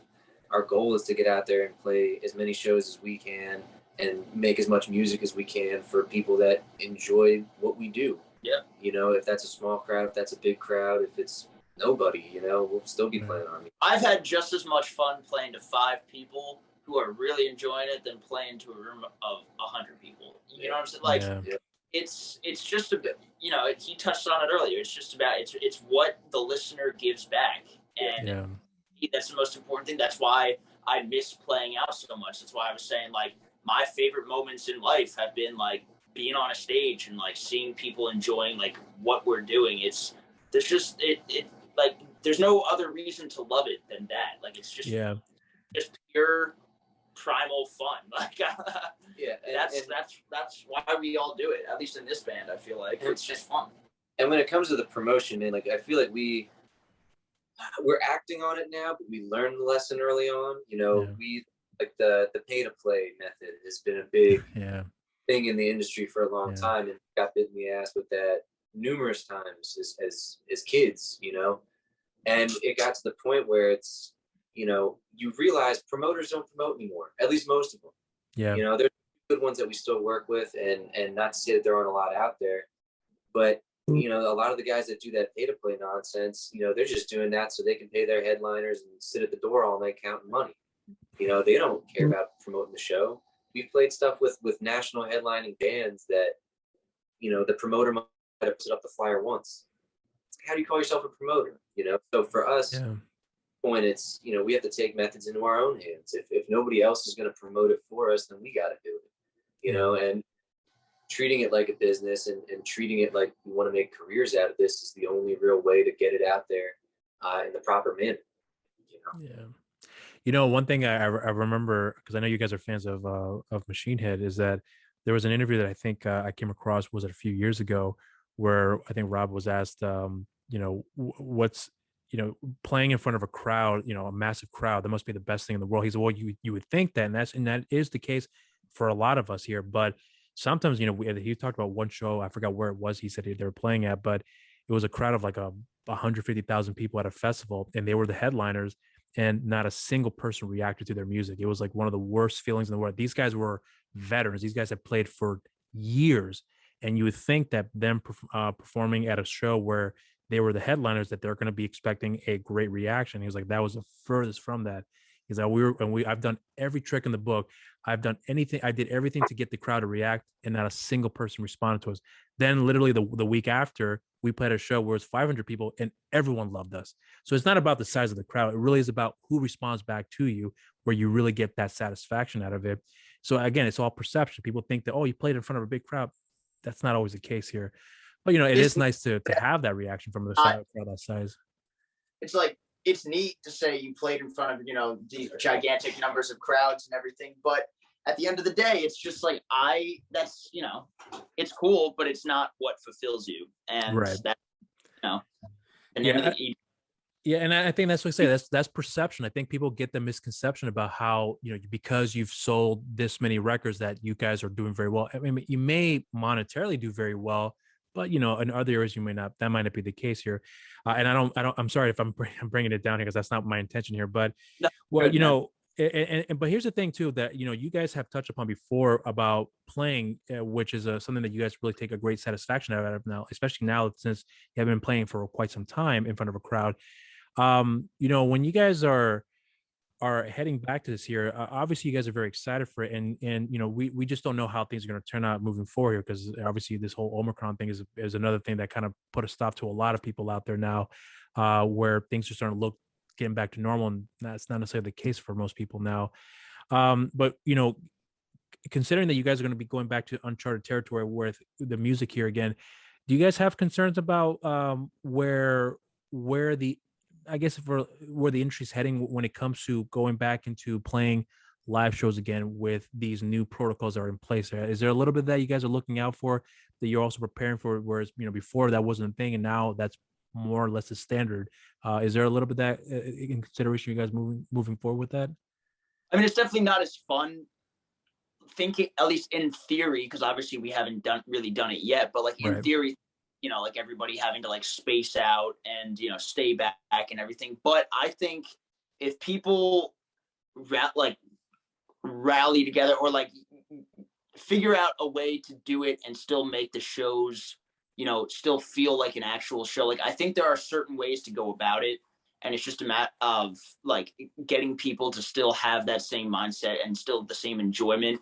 It's just a matter of everybody kind of not falling into line, but like doing the things that are necessary to make the shows as good as possible until we can get back to that. And I don't personally know what exactly those things are, whether it's like distancing or like keeping, a certain distance between like the crowd and the stage. And, there's no right answer. It's just a matter of hoping that sometime soon somebody figures out like a really efficient way to get things back to at least as close to normal as possible. It's just, this entire thing has been like one big experiment, and the experiment's still going, and there's variables that people still haven't even thought of or seen yet that are going to cause things to change. And it's just, like you got to one show at a time, one step at a time, and until like a good system is in place. So like I'm not looking forward to more restrictions, but I see the necessity in them, at least at first. I'm just hoping that shows don't get canceled or is postponed as often as they do.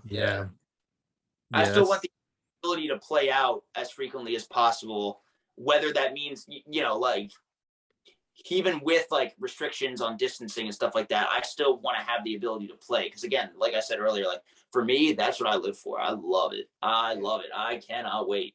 So I hope it get taken away again.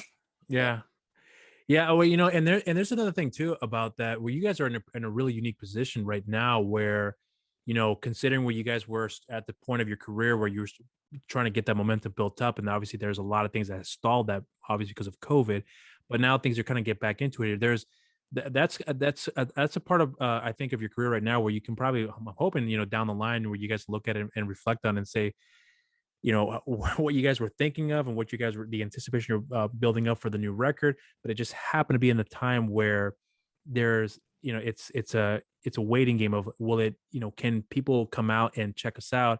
And if they can, the restrictions that are in place because of, of this said virus that's out right now, that's got to be a very unique position for you guys to look into this right now, and being at this point of your life right now with your career, and I'm sure in your personal life as well too, where you guys are thinking like, 2 years ago it was never a thought in that this would be a thing that would be stalling everybody here, but now that you guys are getting into that now, it's got to be crazy to be thinking about that now. I mean, no, I definitely think about it, and I'm like, once we got this, quote unquote CD, like we call it the CD release show just because it's the day after the But like when we first like scheduled the show, we're like, oh shit, like this is going to be the first time like we're really back like in front of a crowd in like a long time.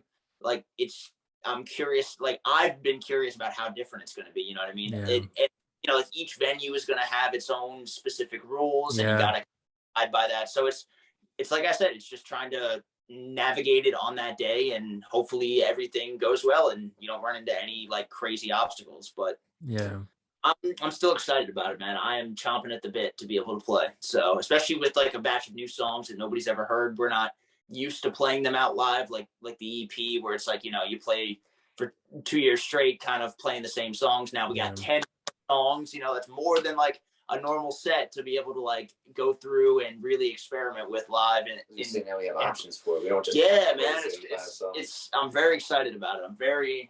It's going to be a whole new game for us as far as live shows go, and I'm looking forward to it a lot. Yeah, so. And as far as the promotional thing too, like that's like going back to one of your earlier questions about how we're approaching the promotion of this album compared to how the EP went. When we dropped that EP, man, we played probably 50, 100 shows within that year, something. I mean, like a pretty ridiculous amount of shows, as much as possible as that thing dropped. And that's where we sold a lot of our merch, met a lot of our connections, you know, did a lot of our promoting.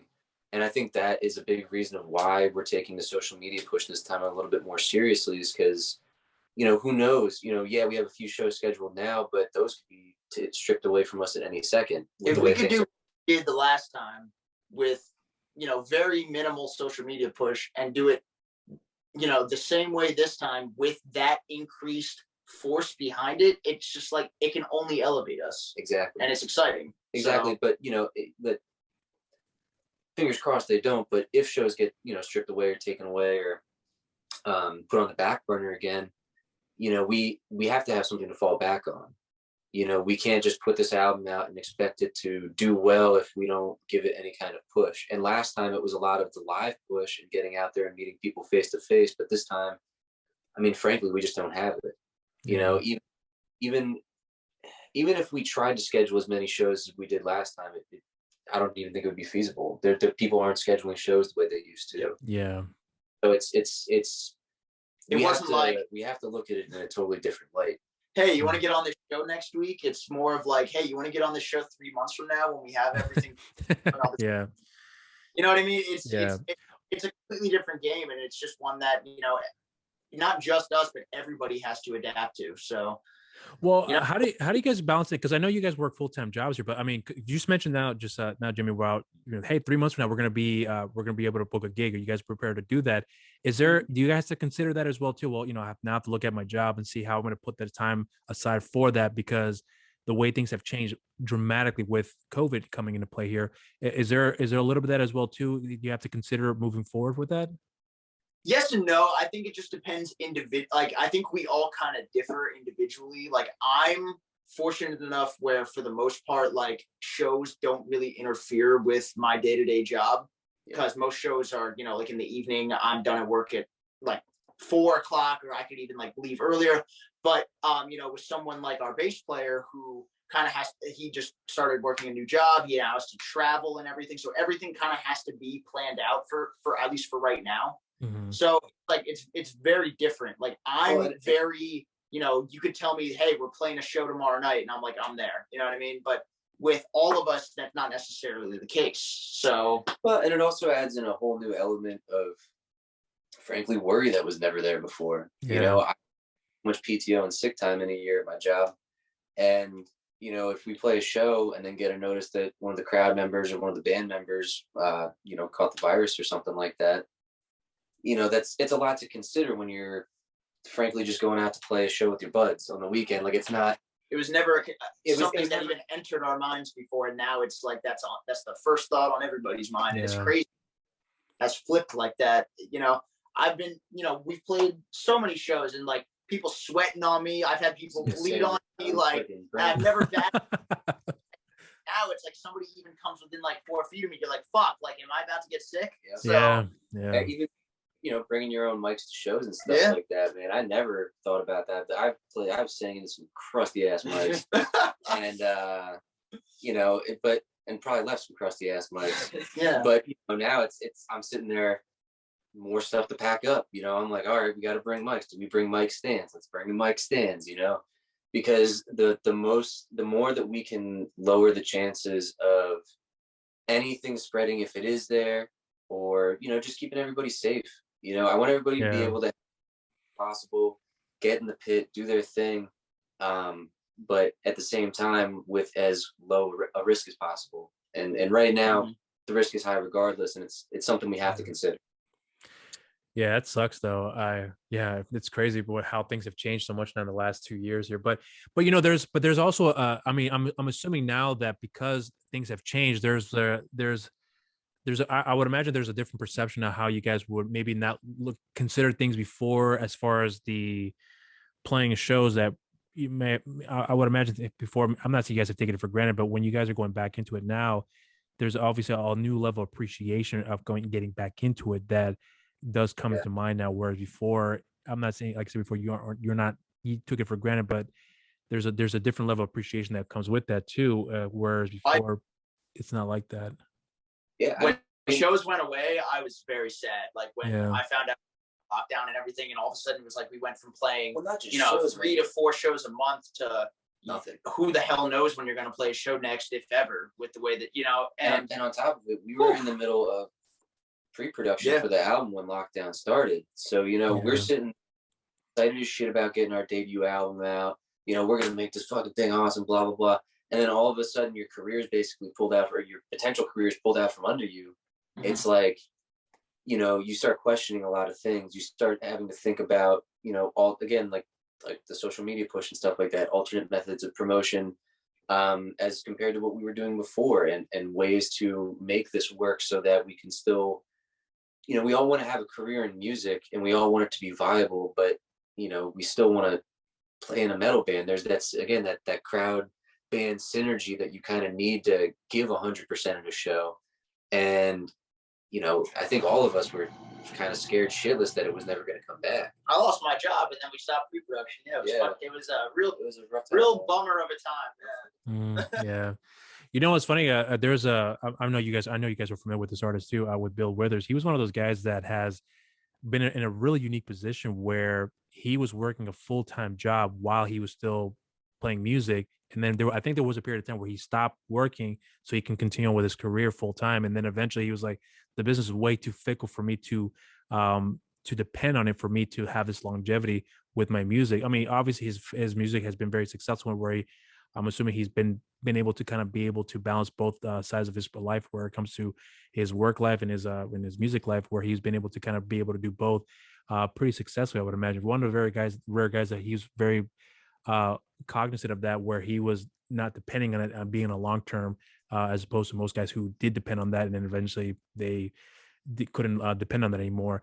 But for you guys though, coming from that position where you guys have full-time gigs and then getting into where you guys would hope to be able to make this as a full-time career, it's something that I think most people don't really consider, that you have to be realistic about it. And I know you guys have definitely considered that as well in the beginning, but if it does come to that point where you guys are going to be able to make it at a full-time career, I would imagine you guys are prepared on how to go about that moving forward, considering what opportunities may come and then what may not come along the way, considering how fickle the business is. I mean, you guys are considering that as well too, what the possibilities are going to be coming with that, if given the chance that it could be that way. One thing that, and it's funny that you bring this up because I think about this all the time, like if we were to ever go out and tour, one of my things about being, fiscally responsible with everything is at least one of us, if not multiple of us, you need to have a side hustle. You need to some other form of money that you can rely on, because like you said, this business is a fickle business. It's, you rely, especially as a starting out band, you go out, you're essentially footing the bill for everything. You're talking about all those costs of food, gas, stuff that you wouldn't really think of. If you travel, 3 states away, you have to realize realistically to go there and back, you're spending hundreds of dollars in gas just alone right there. You know what I mean? It's stuff like that you need to have that side hustle, whether it's starting your own business or some shit on eBay, playing poker, but something, you know what I mean, to where you don't solely rely on it, because it just doesn't seem especially in right now's climate, that's something that people can do. You can't solely rely on it. A lot of professional musicians, like they offer, they do like the Cameo and the Patreon, and they also give like online lessons while they're out on tour, because they know that like for the majority of it, they need to have that side hustle in order for them to live as comfortably as they want. And not even necessarily on the note of a side hustle, but going back to a band like a group like Flatbush Zombies, they might drop an album a year, maybe, but they drop 2 t-shirts a week, and those motherfuckers sell out instantly. Yeah. It's about, I know, I tried to buy them. Yeah. And it's about building that fan base that's rabid enough to buy your merch when it drops, to buy your album as soon as it comes out. And especially with them keeping it DIY, they obviously there's costs involved in the production of everything, but at the end of the day, it's their profit. I was going to say, it's your profit when you make it. There's nobody dipping their hands in, except, whatever, maybe some shit on the business end, but, they're able to live off that. And, maybe they have some side hustles, whatever, but ultimately, like, their music and their brand is paying for them to live. Formal shout out to Flatbush Zombies just for being the role models of just like how to do it DIY. Like, we love you guys. You guys are the best. Like, they're just so like their entire scheme is perfect. Like, and even past just the music end, they there's or past the business end rather, there's a lot of artists, rap, metal, otherwise, who put on a lot of talk, and then you go see them live, and it's frankly not that great. Yeah, they don't. And they've been a huge inspiration to us, or at least me, and I'm assuming Jimmy, as far as their live intensity. They're one of the few hip hop artists that you go out and they're not just kind of walking around stage. I've been in the pit with the Flatbush Zombies, like are sharing sweat, man. Yeah. They get everybody, and I've been to a lot of metal shows. Flatbush was one of the wildest shit I've seen ever. It was it was just a phenomenal show. So and definitely a huge inspiration to us, because again, it's like from both aspects, the performance and the business side. It's like that's what everybody should aspire to be. They rose up from nothing themselves, and look at them now. Like it's perfection. Well, I think ICP Insane Clown Posse are one of the very rare guys that have done that, being the underground group that they were, and then have some success where they've been able to be mainstream to an extent, because they had some record labels that they were a part of, and they were one of the very rare guys that had some success to be able to be in part, as far as like, indie side of it and the mainstream side of it, where they were able to do better both and still stay consistent with that even up to this day. Which I think is like, I don't think a lot of people don't realize how difficult it is to maintain that, to be playing on both sides of the field, but still become relevant. Even, maybe some people may not think the music is all that great, but I still think it is to a point. But, that's something that I think most would have to understand, that you have to be very good at both sides of the industry, where you can take control of your music, take control of your merchandising, and still maintain an income with that. But knowing that you can't rely on one thing, but you have to play on both sides of it. That's the brilliance of all these guys that I think people don't give them a lot of credit for, that they've been able to maintain that career for, they've been doing this since the late 80s for over 30 years now. If you think about it, it's crazy that the ICP is still relevant to this day, which blows my mind that when I was a kid, when I was first introduced, they were kind of hailed as like, not to be messed with here, but if anything, I think a lot of people should aspire to be, I'm not saying like them, but to be business savvy as they were, because that's something that most people don't understand, how difficult that the industry is. Can eat you up, but if you're smart, it can roll well in your favor there. So, the fact that you guys are very cognizant of that as well too. Like I said, that's something that really I found very attractive about that you guys were fully cognizant of that sort of stuff. But here's the thing that I'm always curious about, how you guys are looking at it now. I mean, is there a part of that may be a little draining as well too? That, I mean, you guys, I know you guys have touched upon that before, but there's got to be some aspect of it of the industry too that can be kind of like a detriment. But at the same time, as you get into it further and further, you realize, maybe it's not as bad as I thought it was. As we're getting into it a little bit deeper now, it's a little bit of that as well too. In some respect, too, it's something outside of the industry that you may not consider before that was, that may have been overwhelming, but as time has gone by, you realize, maybe it's not as bad as I thought it was in the beginning. I mean, definitely. I think, stuff like the social media thing, it's something that it's a Band-Aid we've all been afraid to rip off for a long time. But, having sort of gotten more into it and more frequently recently, it's not, it's not that bad to sit down and make a post or two a day. Like, it's not the shittiest thing in the world. It's not necessarily super tough and as terrible a thing as we all thought it was. It's I think for me at least, like I remember, like this is just funny because we're doing one right now, but like doing stuff like this, like doing like the interviews and everything, like for me that was like, like I would consider myself a pretty like outgoing person, but for me it's like I never necessarily enjoyed doing like the interviews at first, and now I feel like because we've had like more experience with it, or at least I have, like now I look forward to doing stuff like this because like it's just one of those things, like just going back to like something that's like changed, that I've like changed perspectives on, like doing stuff like this. I really enjoy doing stuff like this now, whereas at first I was like, always afraid to like say the wrong thing or sound.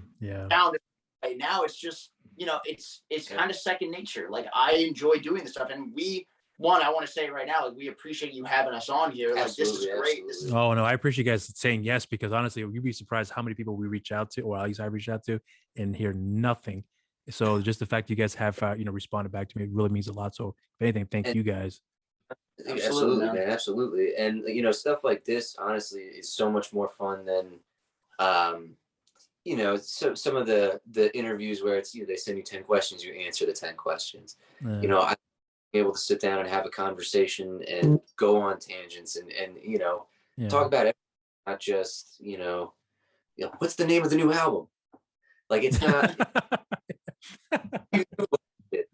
but this is the kind of action that we love having because again, our personality behind it. This is the brand that we're trying to build, and again, like I said to you in the email, I think it's awesome that you guys bring sort of every part of pop culture together. It's not just a metal channel or a comics thing or a movie thing, kind of just artistry in general. And we're glad to be part of it, man. Yeah. Honestly, that's where it comes down. Glad you wanted to take the time to talk to us. We really appreciate it. Yeah, well, and that's the thing too, that and I'm glad you had said that before in the email where you guys took notice of that, because and I told you guys in the beginning before we officially started recording that I try to be very cognizant about who I'm talking to, and it's very rare that I have where it's an opportunity where I have where I'm not totally prepared for the guest that I'm going to be speaking with, because if there's one thing that I always hate is when you said it before, hey, tell me about the new record, what's the name of the album, like you should prepare for that when you're going to be speaking with them, because not that I'm saying, I'm really good at that. I'm still working on a lot of things that I think I'm pretty terrible at. But one of the things that I always have a big issue with whenever someone is talking to a guest, whatever platform they may be, they ask the question they should already know the answer to. And then, instead of just, building on the question they should know the answer to and just kind of expanding on other areas that they should, maybe that would be interesting to delve into to get to know the person. It becomes a very generic form of like, just there's really nothing interesting about the conversation, because it's a very, it's redundant, and that's why I said before in the beginning, I don't want this to be a very redundant process. And I'm not trying to make myself like I'm really good at this. I'm still working on it, but I try to take really great pride in what I do to hopefully make it for someone like yourselves to, I'll be honest. When I look back, when you guys are looking back, I really hope that you guys will look back and say, that was a really good conversation, because it wasn't redundant. It was a very in-depth, very intriguing, very interesting, and it was and whether the conversation went from here to there, that's fine. It was interesting. That's the most important thing that I want you guys to take away from. And I take very great pride in trying to get that momentum for you guys to remember that. Just like how you guys said it before too, when you guys are playing in front of a crowd of 5 people, that one person, they guys were fucking awesome. When they're coming back into town again, I'm gonna tell 5 all my friends to come back and check them out. That's the same thing I want to have with everyone that I talk to. And if it works, great. If it doesn't, then then that's just the name of the business. That's just the name of the game, and it is what it is. But and I'm sorry, you were gonna say? Yeah, well, you've absolutely done your research. I mean, we were taken back whenever you mentioned the demo. Like, yeah, we forgot that even existed, and here you are. Yeah, exactly. Well, I actually liked the demo. I really did. Like, I was actually surprised that you guys were like, "Oh my god!" And I was like, "Really? You guys don't remember me?" And that's the thing. Like, that's something that I'm surprised. I'll be honest with you. There's always a part of me that wants to have that shock value, and it's always the things that most people don't remember that they've had. Like, if I had a guest a while ago where I was talking to them about a YouTube video they'd done, like, I don't know, almost 10 years ago. And when I brought it to their attention, that was the same reaction you guys had. She had the same reaction as well, too. I'm like, oh, holy shit, this really does have an impact. I didn't think about those things, but these are the things that you don't prepare for that tend to have the most, you don't think that it's going to have that impact I think that I'm going to ask this question. This is going to be the one that's going to have that effect on them. And it has the least effect on them in the conversation. I'm like, holy shit, I thought I did my job. But in the other thing that we didn't go off on a tangent on that, but here's one thing that I want to give you guys a lot of credit for. And I kind of touched upon it before, but there's a certain thing about, whether it be musicians, actors, directors, comedians, whoever it may be, the one thing I always look out for when it comes to who I'm speaking with is that I always find something that I think that not only will be interesting for me to speak with you guys about, but I'm always hoping that whoever I'm speaking with will have that same effect on someone else that that may not have heard of you guys before. Like I said before, I shared the music. The song "Maniac" to my brother. And I said, let me know what you think of them.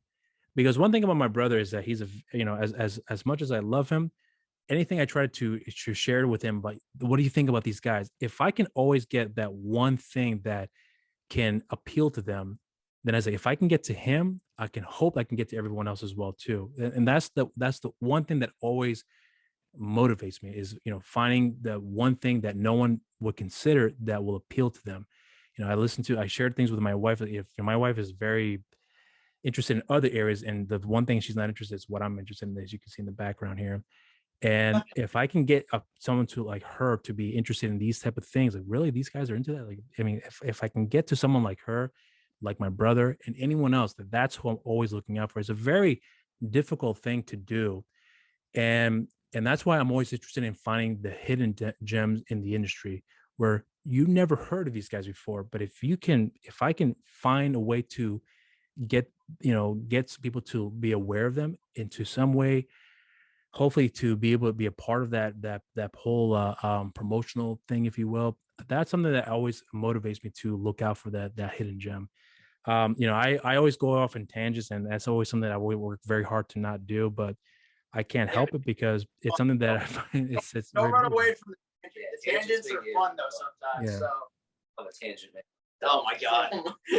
Well, so I mean, I was trying to go before is that I really love what you guys have been sharing before about providing some insight about something that I think a lot of people don't necessarily take in consideration. And you guys have a very unique perspective about that in coming from a position where you guys have started in the industry. Well, yeah, you can say in the industry, where you guys have been inspired by a number of different things, taking that and then be able to come to an understanding about how things work now, where before it was never like that. And now you guys have been able to be part of that train now, if you will. So, I've always been a strong proponent for looking out for those hidden gems. And, the fact that you guys are giving the time out of your days to speak with me, to converse with me about this sort of stuff, believe me, I don't take that stuff for granted. I really do take a lot of pride and giving the time out of the day to speak with you guys, but not only to help with in promoting with what you guys are doing, but for the fact that you guys are giving the time out of the day to help me as well, to converse with me about this stuff, to keep that going, that really means a lot to me. So and I don't mean to sound like I'm in a conversation that note here, but I just want to take that time to do that here. But here's one thing that I also want to ask you guys about as well, because I'm a huge lover of films, and we kind of touched before about it to some degree here, where we sort of talk about that with your music. But I'm always curious to hear about what's one thing that you guys are also into as well, outside of not just with music, but you mentioned before with you, Connor, that you're into comics as well, and obviously you mentioned about we talked about Phil K. Dick as well. But for you, for yourself, and for you, Jimmy, is there anything else as well too that you guys look into that you are that as far as hobbies are concerned that you guys are really interested that maybe some people may not consider that you guys would be something that would be of interest for you? Connor, what's my favorite hobby? Poker. I love Okay. playing poker. Really? Player, yeah. I developed it in college, and yeah, it's just one of those things that, like, you know, again, like kind of going back to making sure that, you know, I stay financially like responsible with it and everything. But I would be lying if I said like I wasn't like a gigantic poker player. So that's probably like my main hobby outside of the band. Okay. That I'm a big snowboarder. You know, I like going out to bars, seeing some live music, like even if it's just like a cover band, that's always like a huge thing for me. You know, I golf. I used to play a bunch of sports when I was a kid. You're actually a big golfer, really? Yeah, I love golfing. Yeah. Really? Okay. I'm the least metalhead you'll ever meet, I swear to God. But yeah, no, like golfing, like pretty much like anything outdoors, like I'll go for like hikes and stuff like that. Disc golf, yeah, we all play disc golf together. You know, that's like a big hobby for us in the summer. Okay. So we'll do that. Like I said, I'll golf, and then kind of just like going on like little trips here and there. But like I would say, I mean, like poker, snowboarding, and golf are my big hobbies outside of the band. So okay. As for me, I mean, like you said, man, comics. Oh, and binge watching Netflix shows. I'm really good at that. Connor's Netflix, exactly. Yeah, nothing. I'm huge into comics, man. Shout out once again to Brandon from Cruel Bomb. We're going out comic shopping tomorrow. Comics, movies, like I said, man, anything like on the pop culture nerd spectrum. But I'm always like deep diving into stuff. Like when it comes to comics, stuff like I said, old heavy metal mags, weird 80s black and white comics and stuff like that. What You make your pedals? you play guitar? Oh yeah, You make your pedals? I do, yeah. That's I make guitar pedals. Oh yeah, I heard about that. Yeah. You're still doing that to this day, right? Yeah, I more for personal than for business at this point. Okay. I do bring the pedal business is crazy right now, man. It's like turned into the shoe industry with everybody doing limited drops, fucking all that kind of craziness, and I can't keep up with that. I'm his pedals are dope though. Practical FX, check him out. Yeah, he does make some quality pedals. I'm not gonna lie. I use a bunch of his pedals in my setup as well. Sure. So Okay. In movies, all that kind of good stuff. I don't know. I've been getting into drawing. What are some of your favorite films for both of you, or for you, Nick, as well? Any films you guys like that that come to mind? I mean, shit, Blade Runner, horror the films, Big Lebowski, all horror films. horror and sci-fi. Okay. And like the bigger the horror, the better. Yeah, hell yeah. Honestly, Evil Dead 2. Yeah, Evil Dead 2 slaps. I've been getting super into giallo movies lately, which is like 70s Italian proto slashers. Did you hear that Dario Argento is coming back to that now? Is he? Yeah, you didn't know that? Yeah, seriously. I honestly was kind of blown to hear that. Yeah, he's coming back. I forgot the name of the film that he's doing right now, what it's called. And I should know because I actually have quite a few of his movies here as well. But yeah, I was blown away to hear that he was getting back into that, which is like, here's the thing. Whenever I hear guys who haven't been doing something like this in quite some time, I'm excited for it, but I'm wondering, do they still have it? And I'm not trying to be disruptive when I say this here, because you hear guys who are like musicians that they're coming back into making music they haven't done in quite some time, and sometimes it's kind of hit and miss. Yeah. I'm excited for it. I'm all for it. I hope it's good. That's all. I'm in the air for that. I'm up in the air for how good it's going to be. Hopefully it is. Hopefully it's still relevant. So yeah, I mean, regardless, you're gonna watch it. I just saw the trailer for that. I think it's like the most excited I've been for a movie in a long time. Nicolas Cage is coming out with a movie where he is Nicolas Cage. Like, dude. Oh yeah. I'm so excited for that.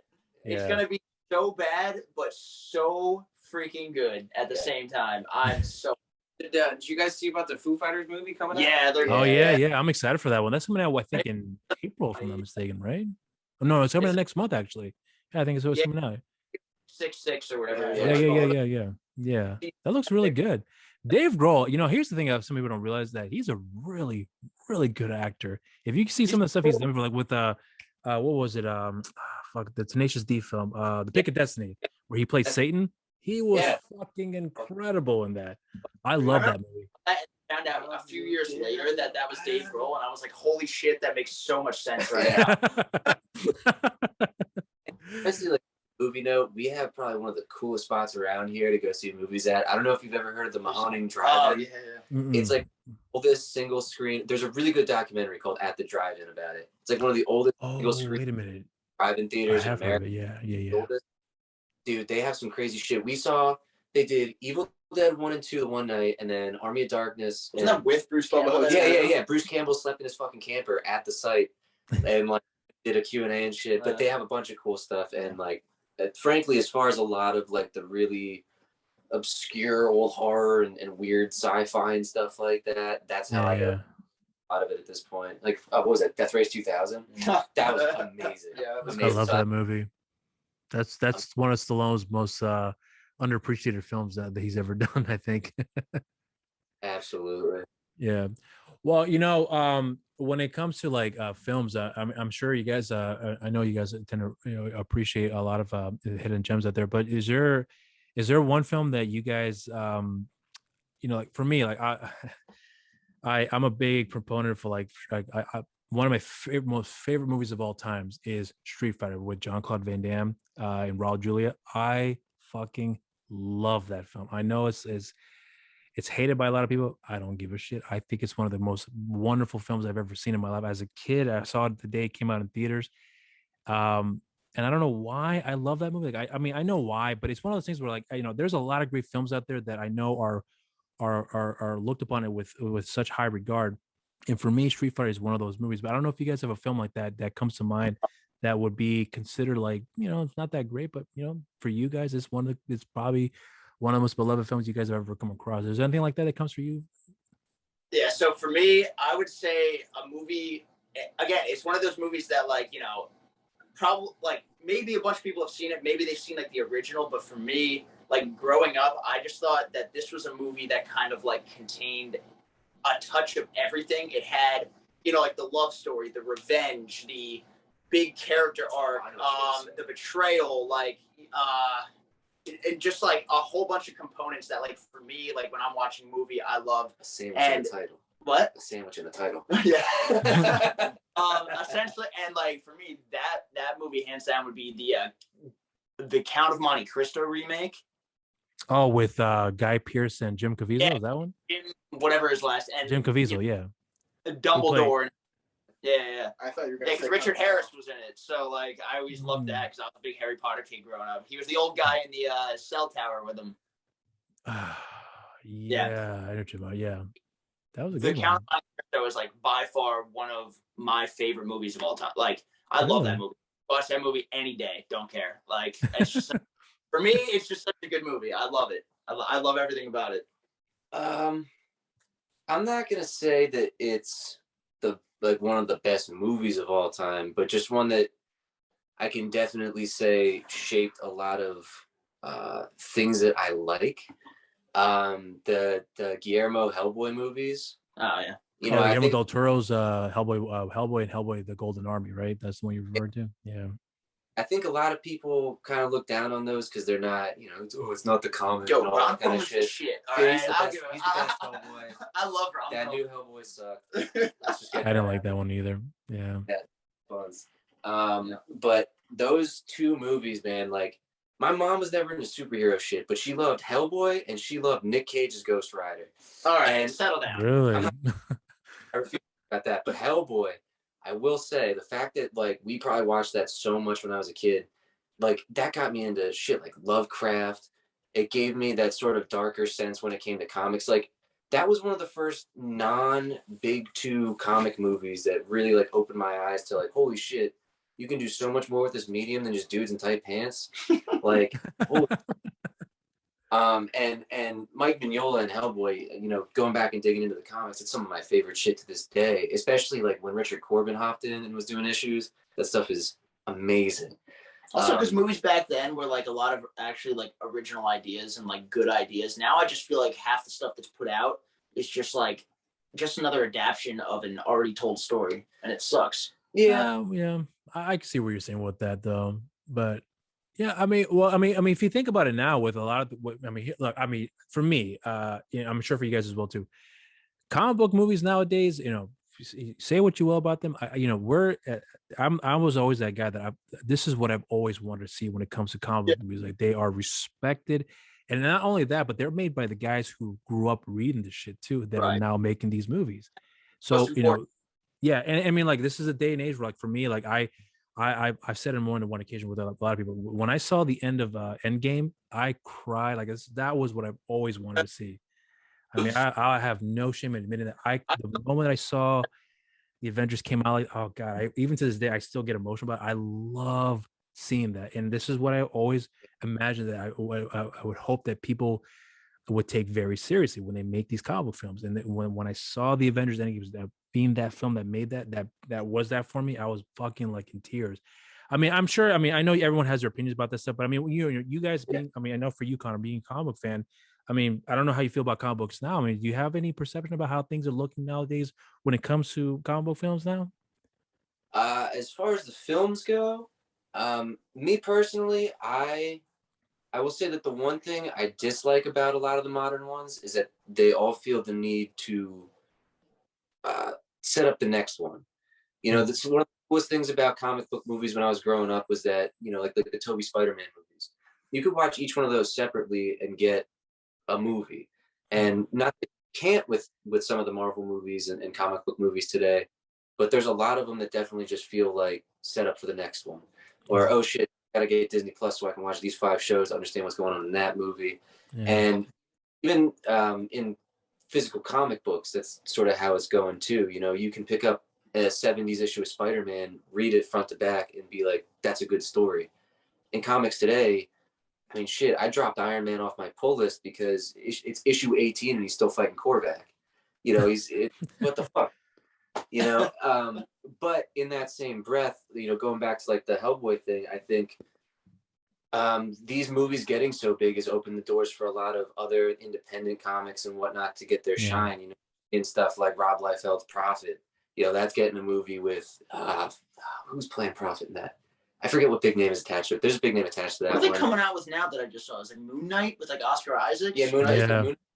I'm excited for that. I love Oscar Isaac, so I think that'll be great. But again, on the more independent side too, like have you ever heard of Faust? No.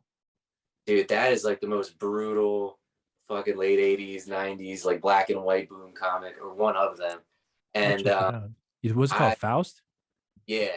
I never in a million years thought that I would see that comic book get turned into a TV show, but Sony bought the rights recently, and like it's finally getting reprinted. It's fine, So on one hand, while is it FAUST? Yeah. Oh, okay. Like I enjoy a lot of the Marvel movies, but I'm almost more excited to see what comes from the industry just taking notice of comic books as a whole, and digging into some of these deeper franchises, and even like the new Doctor Strange, like I'm fucking pumped for that, because it's not only Sam Raimi directing, but we have a fucking like giant Lovecraft monster as the the bad. It's gonna be fucking awesome. It's gonna be awesome. And stuff like that. Again, it's I never thought I would get to see that as a kid. I was into comics and drawing since I was like in first grade, and I was always the kid who knew more than just Batman and Superman. So it was like, it was Robin, and that's all I know. Spider-Man. Dude, I had one of my old coworkers who went to elementary school with me. It was his birthday party the one year, and he comes up to me and he's like, dude, you changed my life. I was like, what? He's like, you changed my life. I was like, how? He's like, in like first grade, you were like, fuck all that Batman and Superman nonsense. Like, pick up Green Lantern, pick up. Green Lantern's the GOAT. Yeah, that's what I'm saying. But it's Ryan Reynolds version. Nah, Kyle Rayner's. But I was always into that stuff, and it was always like, trying to find the weird niche superheroes, or like the stuff that wasn't just, I don't know, like, I know there's a lot of Superman fans. I never bought into Superman. I don't like a hero that has everything. Fighter, whatever, dude. Well, no, but I'm saying, like, I don't look at superheroes as everything. Like I was always trying to find this sort of weirder, like Hellboy. You know what I mean? Yeah. When I found Hellboy, that, oh, what is this? You know? What's your pick? What did you? Were you guys one of the? I'm not. For me, I think Man of Steel is one of the greatest comic book movies ever made in my life. In the industry right now. For you guys, are you guys in the same boat as well? Well, are you guys one of the guys that think Man of Steel is not, or at least for you, Connor? I thought it was a movie. I thought it was good. Like I didn't hate it. I just, for me, it wasn't my favorite thing in the world. I mean, but I didn't hate it. You know what I mean? Like I don't know. But I'm also not as big into comics, like I would say, as like you and Connor are, So for me, it's just like, it's a cool Superman movie, but I mean, I'm not gonna lie, I haven't watched it. I don't. Like I really? Said, I don't do the Superman stuff, man. I just can't. Really? The new like live action adaptations that they've done for like Titans, and I've seen those. Yeah. Well, Doom Patrol I think was pretty good. Titans not so.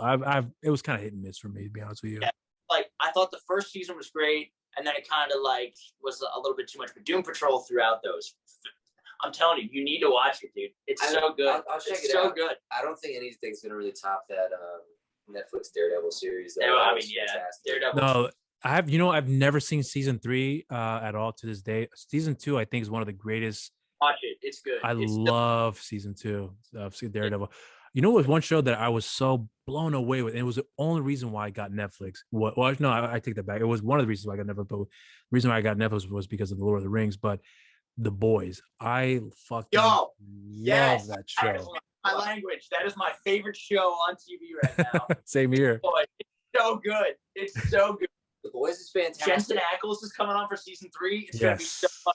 The Boys is fantastic. But if you want like probably the grittiest. Nah, you're talking about The Boys. No. No, I'm curious to hear what you're gonna say, Connor. Yeah. Read Brat Pack, dude. That is like What's it called? Brat Pack. I've heard of it. Yeah. Yeah, the artist-writer got kicked off of Swamp Thing, because DC were being a bunch of bitches, and made Brat Pack kind of as his. I would say it's equally as gritty as The Boys, but there's a little bit more substance to it. It's actually like the whole thing has a little bit more of a. Well, I mean, the Boys is cool, and it's a cool critique on the superhero genre, but it just takes a step further in Brat Pack and critiques the superhero, like the comic book industry. Like he really tackles like a lot of shit, like sexism in Wonder Woman, like the Batman and Robin. You know what's going on there. Well, we all know what's going on. But So I would highly recommend picking up Brat Pack. That is, if you like the Boys, Brat Pack. So Faust and Brat Pack. I'm gonna look into that here then. All right. Well, I know we're kind of going to comic books here, but I mean, with the way things are now, for you, Connor, I know you mentioned before how you had some critiques about how things are looking for comic book films nowadays, but I mean, is there, when you look at the way things are now for, with the film industry, or even with TV as well, too, we talk about The Boys as well, which I think is one of the greatest fucking shows I've ever seen in my life. That show is like, I don't know. I think that show is what I think is what, I mean, when you look at comic book movies now, and I'm looking at comic book shows nowadays, like I think it's like the greatest times that we're living right now. Like it's something that I've never thought would ever happen, and I'm so glad it is right now. And you got guys like Seth Rogen and Adam Goldberg who are now behind shows like The Boys. Think about it. I mean, it's something that I never thought we would ever see, and here we are to this day. I mean, I don't mean to repeat myself there, but I mean, for you guys, I mean, what's your take on it now? But I mean, I hope it continues like this. Personally, I love the stuff that's being put out right now, especially in terms of The Boys. I think having that altered perspective of like, hey, the superhero, like for once, it's like, oh, the superheroes aren't these entities of like good and just, and it's like they're just as flawed as any other human being, if not more. And I think having that alternative twist is some of the coolest writing that it can happen, because it's like it's such unexplored territory, and they can. I'm not all right. Maybe that's too broad of a sense. In the film world, I would say Hancock did it. I'm just saying, but like it's. Well, you say Hancock did it? Hancock did it. I mean, he wasn't. He said Good point. Okay. Yeah, good point. Like, Hancock wasn't evil. He was just kind of an ass. What? Right. No, but like, right, exactly. But it's just like, I think it's so cool to have that, where it's, instead of being like the most good and righteous character, they're like actually the most fucked up and like evil people like you could ever imagine. But for heroes that in like, I don't know. I just love that concept. And for me, that's what hooks me right to The Boys. Yeah. Is that altered perspective of it. And I think if they kept trying to push the bounds a little bit with that type of stuff, it would just lead to better and better things. Yeah. Frankly, on my end, it's just surreal because, like I said, as I was in first grade and the only fucking superheroes costumes you could buy for Halloween were Batman with the fake abs and Superman with the fake abs. You could be Obi-Wan Kenobi. Well, I'm saying superhero. I said what I said.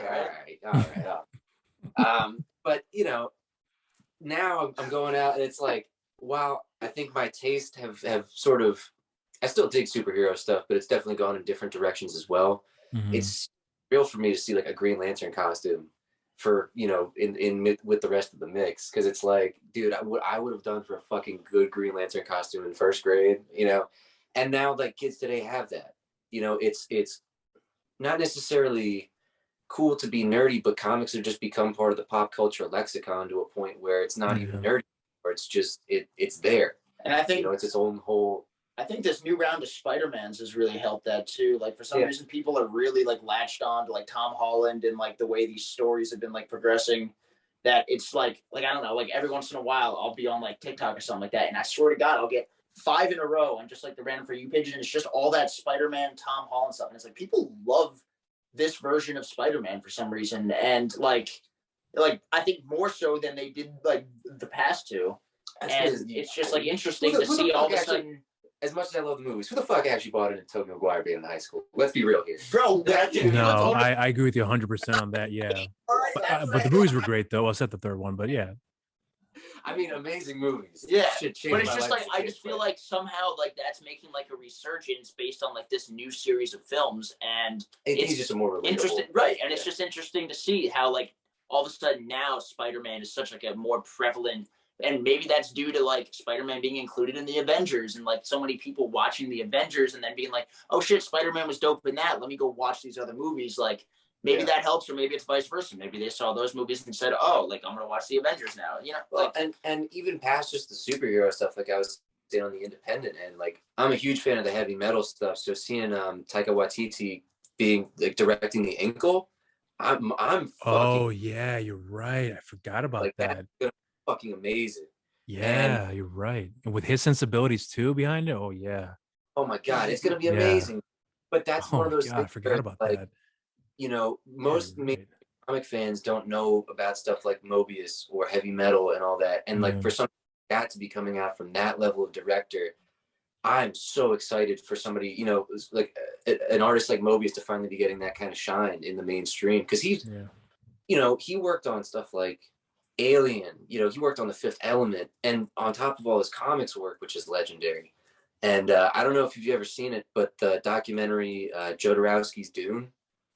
I have a long time ago. Yeah, I know what you're talking about. Yeah, was dude, he was supposed to get like Salvador Dali, Orson Welles movie, and he had H.R. Giger, Mobius, Drouillet, like all the early heavy 70s heavy metal dudes doing all the concept artwork for it before heavy metal was even like a thing. And the movie tanked, but out of it, and Dan O'Bannon too, who wrote Total Recall and Alien and fucking Scream. So, you know, so much came out of that. And you know, as an artist, it's crazy to watch that movie because there's beauty in failure. You know what I mean? Like, you're right. Yeah. But again, on top of it, for somebody like Mobius that worked on stuff and changed the shape of sci-fi as we know it behind the scenes, to finally kind of be getting some shine thrown at him in the mainstream with stuff like the Inkle coming out, I'm so excited. Or stuff like Faust, you know, the crazy 80s black and white shit. Hopefully, if that takes off, there's going to be even more of that coming out. Are you confident though with how you're describing Fausto with you said it was Sony that took the rights for that, right? Are you so excited how that's gonna be looking with the way things are going right now? Yeah, I'm pretty sure they just picked it up for a TV show, like an animated TV. But that comic is like as extreme as you can possibly get in all directions. It's like it's just ridiculous. All I can say is read it. It's definitely not for everybody. Mm-hmm. It is its own thing. And what about for Sandman? Are you excited for that one? I've actually never read Sandman. I really want, but I have an ungodly amount of stuff in my to read pile right now. You should see it. It's just sickening. Yeah, it's you should see my wall. Yeah. Like just the amount of shit that he still hasn't even gotten through, but it's just like it's absurd. Yeah.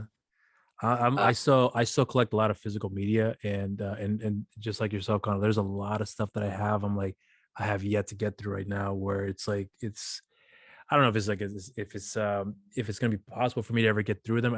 I'm one of my biggest concerns right now is that I have so many things that's stacked up right now that I look at it right now, I'm like, I have no idea when I'm ever going to get to any of that right now, because it's I don't know. For me, it's awesome to have that kind of concern, but you know, I mean, that's just me, of course. But yeah. I'm with you, dude. I don't even know how many short boxes of comics to get through. I picked up a crazy Silver Age collection over the summer from one of my friend's parents. Shout out Warren Ryan. And I ended up getting a Silver Surfer #1 in there and a bunch of crazy shit that I have yet to even I cracked it open and flipped through it, but I want to give it like the proper sit down time. No, I just haven't had it. Yeah. Well, I mean, with the new record here that's coming out, you guys are releasing it on CD here, because I know it's available for pre-order now. Which, by the way, I've also got it in my order as well. But I'm curious to hear what you guys' thoughts are now when it comes to like physical media now, because I know for you, Connor, it seems like you're really much all about that. But do you have any perception about now how things are going now with the whole digital age here, especially with streaming, where physical media is not really what it is now anymore? Obviously, now it's not nowhere near as powerful as it was back in the 90s and even early 2000s. But is there something about that you guys are looking at it now with releasing with the physical copy you guys have going on with the new record? Is there perception about that you guys have changed, that may have changed for you guys along the way when it comes to that sort of stuff? Yeah, I mean, at least for me, I started collecting records like vinyl when I was back in middle school. So that was sort of just before it started booming again. Yeah. And it's a point now where I've pretty much stopped collecting records. Or not, I shouldn't say stop, but it takes a lot for me to spend what records cost now. Like a lot of physical media has gone the way of, like I said, with like, you know, Jordans and shit like that, or even comics, where it's all just about limited this and limited that and short run. And, you know, everybody wants the crazy looking vinyl, or even cassettes, man. Like they've made a weird comeback as far as bands, you know, oh, we have 100 cassettes, and like that shit sells out before the CDs, you know, because people just like having, like, shit, if we put our album out on 8-track, I bet you it would sell out faster than the CDs, you know, just because people like the weird mediums and having this. They do like it. Yeah. And even records. Like I saw a lot of kids in high school that would buy records that didn't even have a turntable. They just liked the collectability aspect of it, which has ups and downs. It has stuff. As somebody who, you know, just like the comics, I buy my stuff to read it. And not that I have anything against people who, you know, slab their comics and shit like that, but just like with records, I buy my stuff to listen to it, and I don't, you know, music isn't a collectible to me. It's I don't know, it's almost a necessity. It's more for enjoyment than just putting it on a shelf. You know, you want to use it, not just stare at it. But in that same breath, I'm paying $100 for a record new, I'm a lot less likely to play that record. You know, it loses its value as actual music, and then just becomes a collectible. And like I said before with the pedal thing, I see a lot of that happening now too with a lot of guitar pedal companies, where it's like, you know, they'll put the same pedal out in 6 different color schemes and pedal that sounds better, you know, but they don't go for the gimmicky marketing or anything like that. And that just seems to be the name of the game right now, man, especially in the last couple of years, because everybody's sitting at home bored. They just want to cut shit, you know, and I don't know. It's interesting, and we'll see how it goes, at least with our release moving forward. You know, we've always talked about doing vinyl records, but with the increase in demand for them and the increase in bands doing them, you know, the wait times are ridiculous. The prices are going up. There's only so many records left in the world, so, and they're really not making new ones, so it's very limited to get into. But on that note, putting out the physical CD though, I think is something that all four of us like. Where it's like a definite. It's like we have to do at least physical CDs because, you know, for us growing up, at least that was always like the main form of like music was CDs. Holds like, you know, it's like whether or not it's the dominant platform right now, that's just like like for us, I think we all have to have that physical CD. Well, again, as a way to like show that, hey, we did this, you know what I'm saying? And it's also tangible. It's tangible, and nobody can take that away from you. You know, we put a lot of work into the album art, and then also the layout and everything to make sure that everything is one like cohesive. You know, what did we do? We went with like the 4-panel. Like, oh, you guys really did that with this new record? Oh, wow. Okay. Yeah, we got. It's like, you know, it's like one of the what do they call it? I got one. Yeah, actually, yeah. Nick, if you want to go grab one. Or no, they're in the car. Right? Yeah, but I have one open up. Oh, all right. Yeah, you know, like I said before, you know, taking creative control of everything down to the design. Like we were in touch with the guy who designed the whole physical layout of everything front and back. We got hand painted artwork. Yeah, I was gonna say. Nick Fluke, he's this Canadian artist that I found a long time ago. He did the artwork for our EP, and he did the artwork for this new one. They're hand painted on canvases. You know, he sends us the finished artwork. The EP's hanging in Nick's room, and I got the other one ready to hang back there. So, you know, where's it's in a box up top. Yeah, but you know, having that tangible form and having something to hold in your hands, whether it's a vinyl record, a CD, a cassette, you know, whatever. It's a necessity, you know. And on a semi-different note, I was talking to Ray Gers, who's a singer and bass player in a bunch of local bands, a long ass time ago. You know, he's been in bands since he was like a teenager, you know, and he used to work at a record shop that I go to all the time. And one thing that he said that stuck with me is that you know, he has physical copies of every one of his band's albums that he was ever in, that he ever put out. And every one of those is a little time capsule. You know, just like seeing that like demo, you know, takes me back to Jimmy's dad's fucking basement and like all the dumb shit we used to do. You know, having these CDs, like looking at the EP, that takes me back to Traxy's studio and like recording. That's the actual, that's awesome. Yes, we got these in a few days ago. You know, you have everything in here. We have the entire lyric sheet, which is like a 4-panel, opens up, so each song you're able to see. We had like the hand-drawn like borders and everything. Like we put, you know, even dumb stuff like, I don't know if you can see it, but like having like the old school compact disc logo and stuff on there. Oh, I see that. Like, yeah. Even the way it's laid out on the disc, like, you know, having the disc laid out like a super old school metal CD with, you know what I mean? It's shit like that makes us excited about doing physical media. It's not just a burnt CDR in a jewel case. It's an actual product that we take a lot of pride in. And again, like every aspect of it, and being able to have control over this is a big reason why, you know, we do what we do and we enjoy it.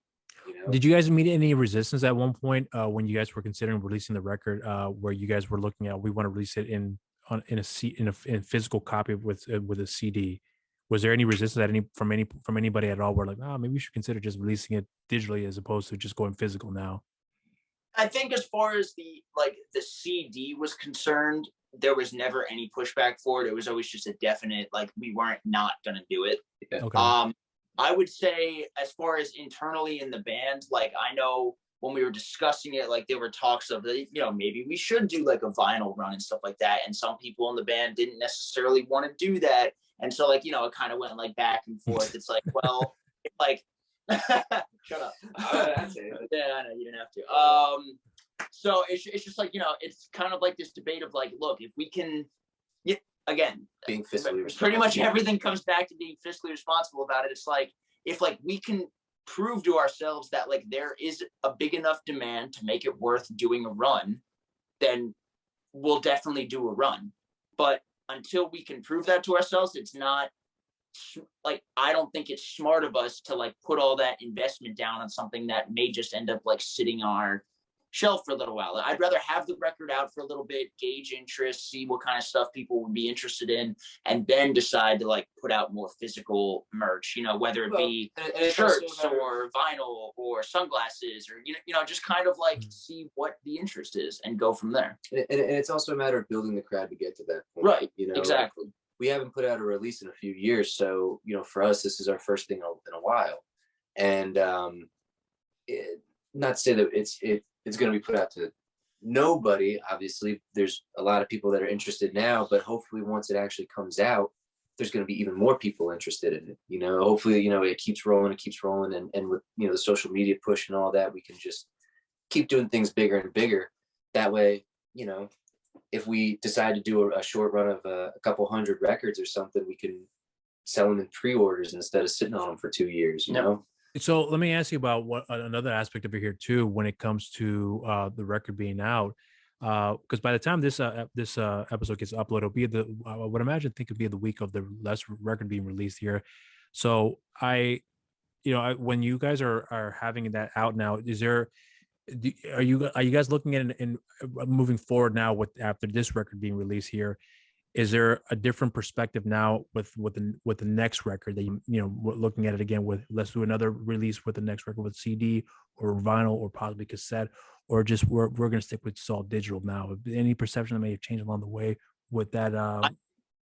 I think that's something that, unfortunately, right now we might not be able to answer. I think if you were to ask us like 4 months after the album comes out and we've had time to like see what kind of different responses we get with it, I think then we'd have a better understanding of what we may do differently. And I think the ultimate goal is to always do it bigger and better.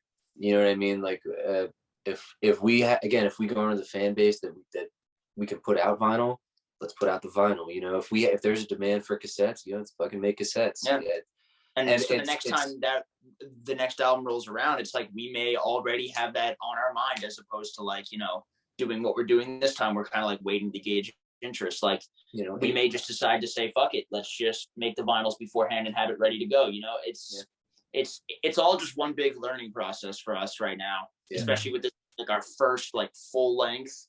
Yeah. So it's like kind of new territory, and it's exciting. And I just don't know, what may happen in the future as far as future releases and what we do differently. It's going to be kind of on the fly learning, and that's exciting. And even with this one, I mean, we discussed a lot of different possibilities, and we can still do it. Like I said, we have 3 singles planned plus the album artwork, and I think a lot of our appeal, at least from what I've seen, when it comes to like the new album, comes from a lot of the more artsy style people. Like, we've gotten a lot of compliments on that album art, and I wouldn't be opposed to doing something like a print set, with the single arts and stuff like that. And taking a sort of alternative route to the normal metal merch that you would see, because it seems like that's you have to play your crowd, and we don't necessarily play typical metal music. It's not the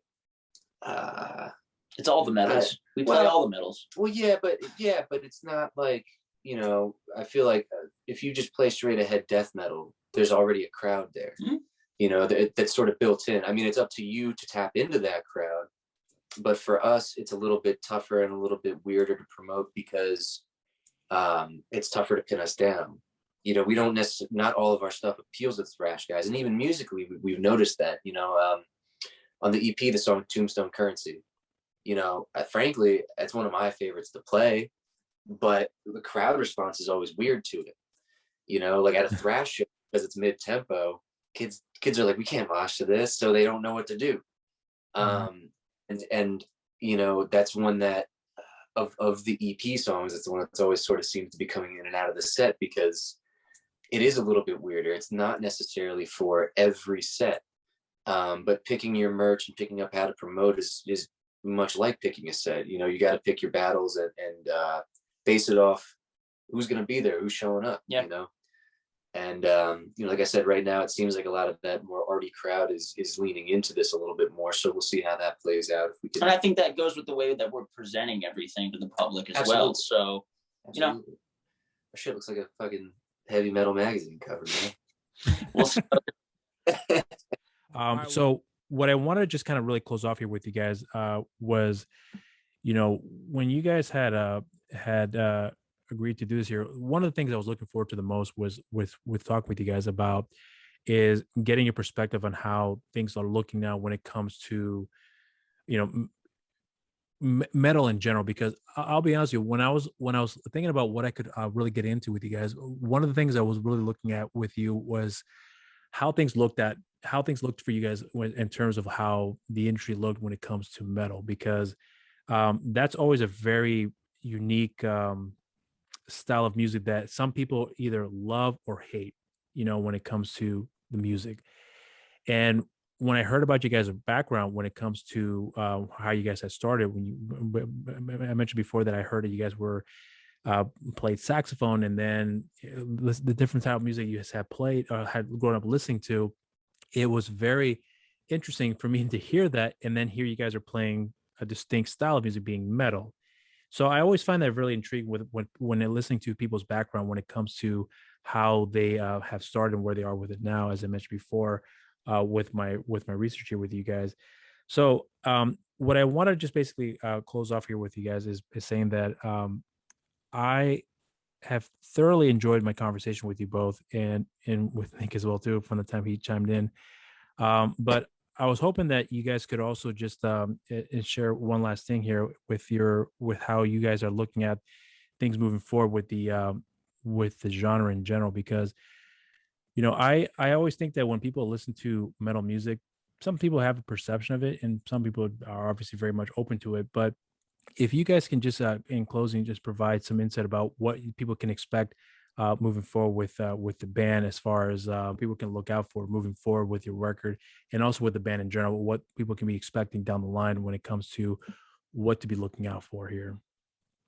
I mean, so we'll start it off with like the immediate future. I mean, you can definitely look out for potentially another single before the album is released. The album is going to be released. We just put up the official, teaser trailer for it. It's coming out February 11th. So look for it on there.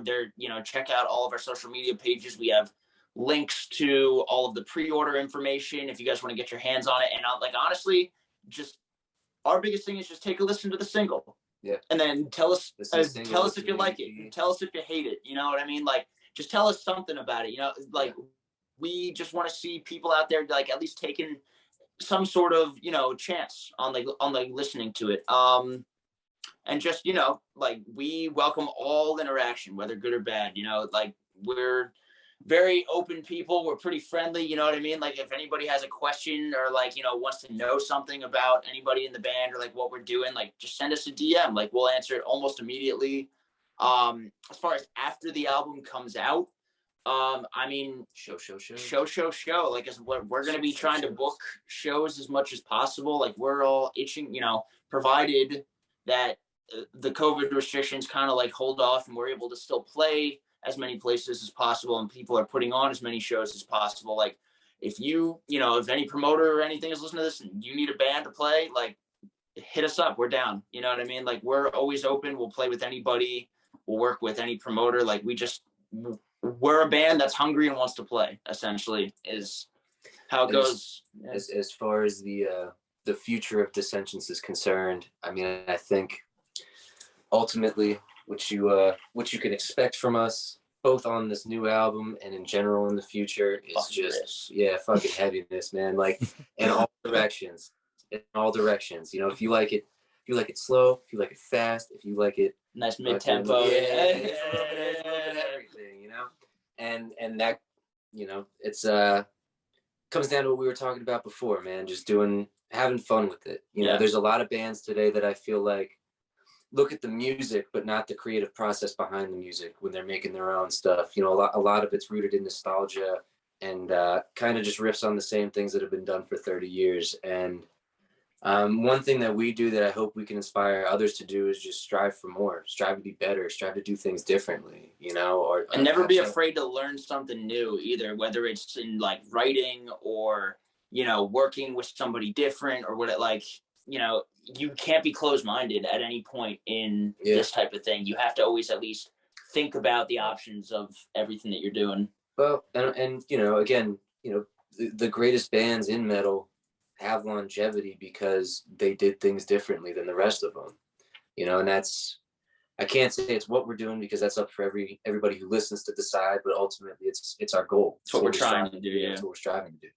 So as far as the industry goes, you know, like we just, as like a local unsigned band and everything, and a band that, you know, hasn't been put on some like big label or anything, it's just like, you know, I would hope that everybody in the industry who has some sort of pull in like getting bands noticed, like take the time to go out to, you know, like some more local shows than like you normally would. Like you never know, like we played with some bands that are pretty damn good. Yeah, you know what I mean? You'll probably find more interesting things happening than on any kind of major tour. Yeah.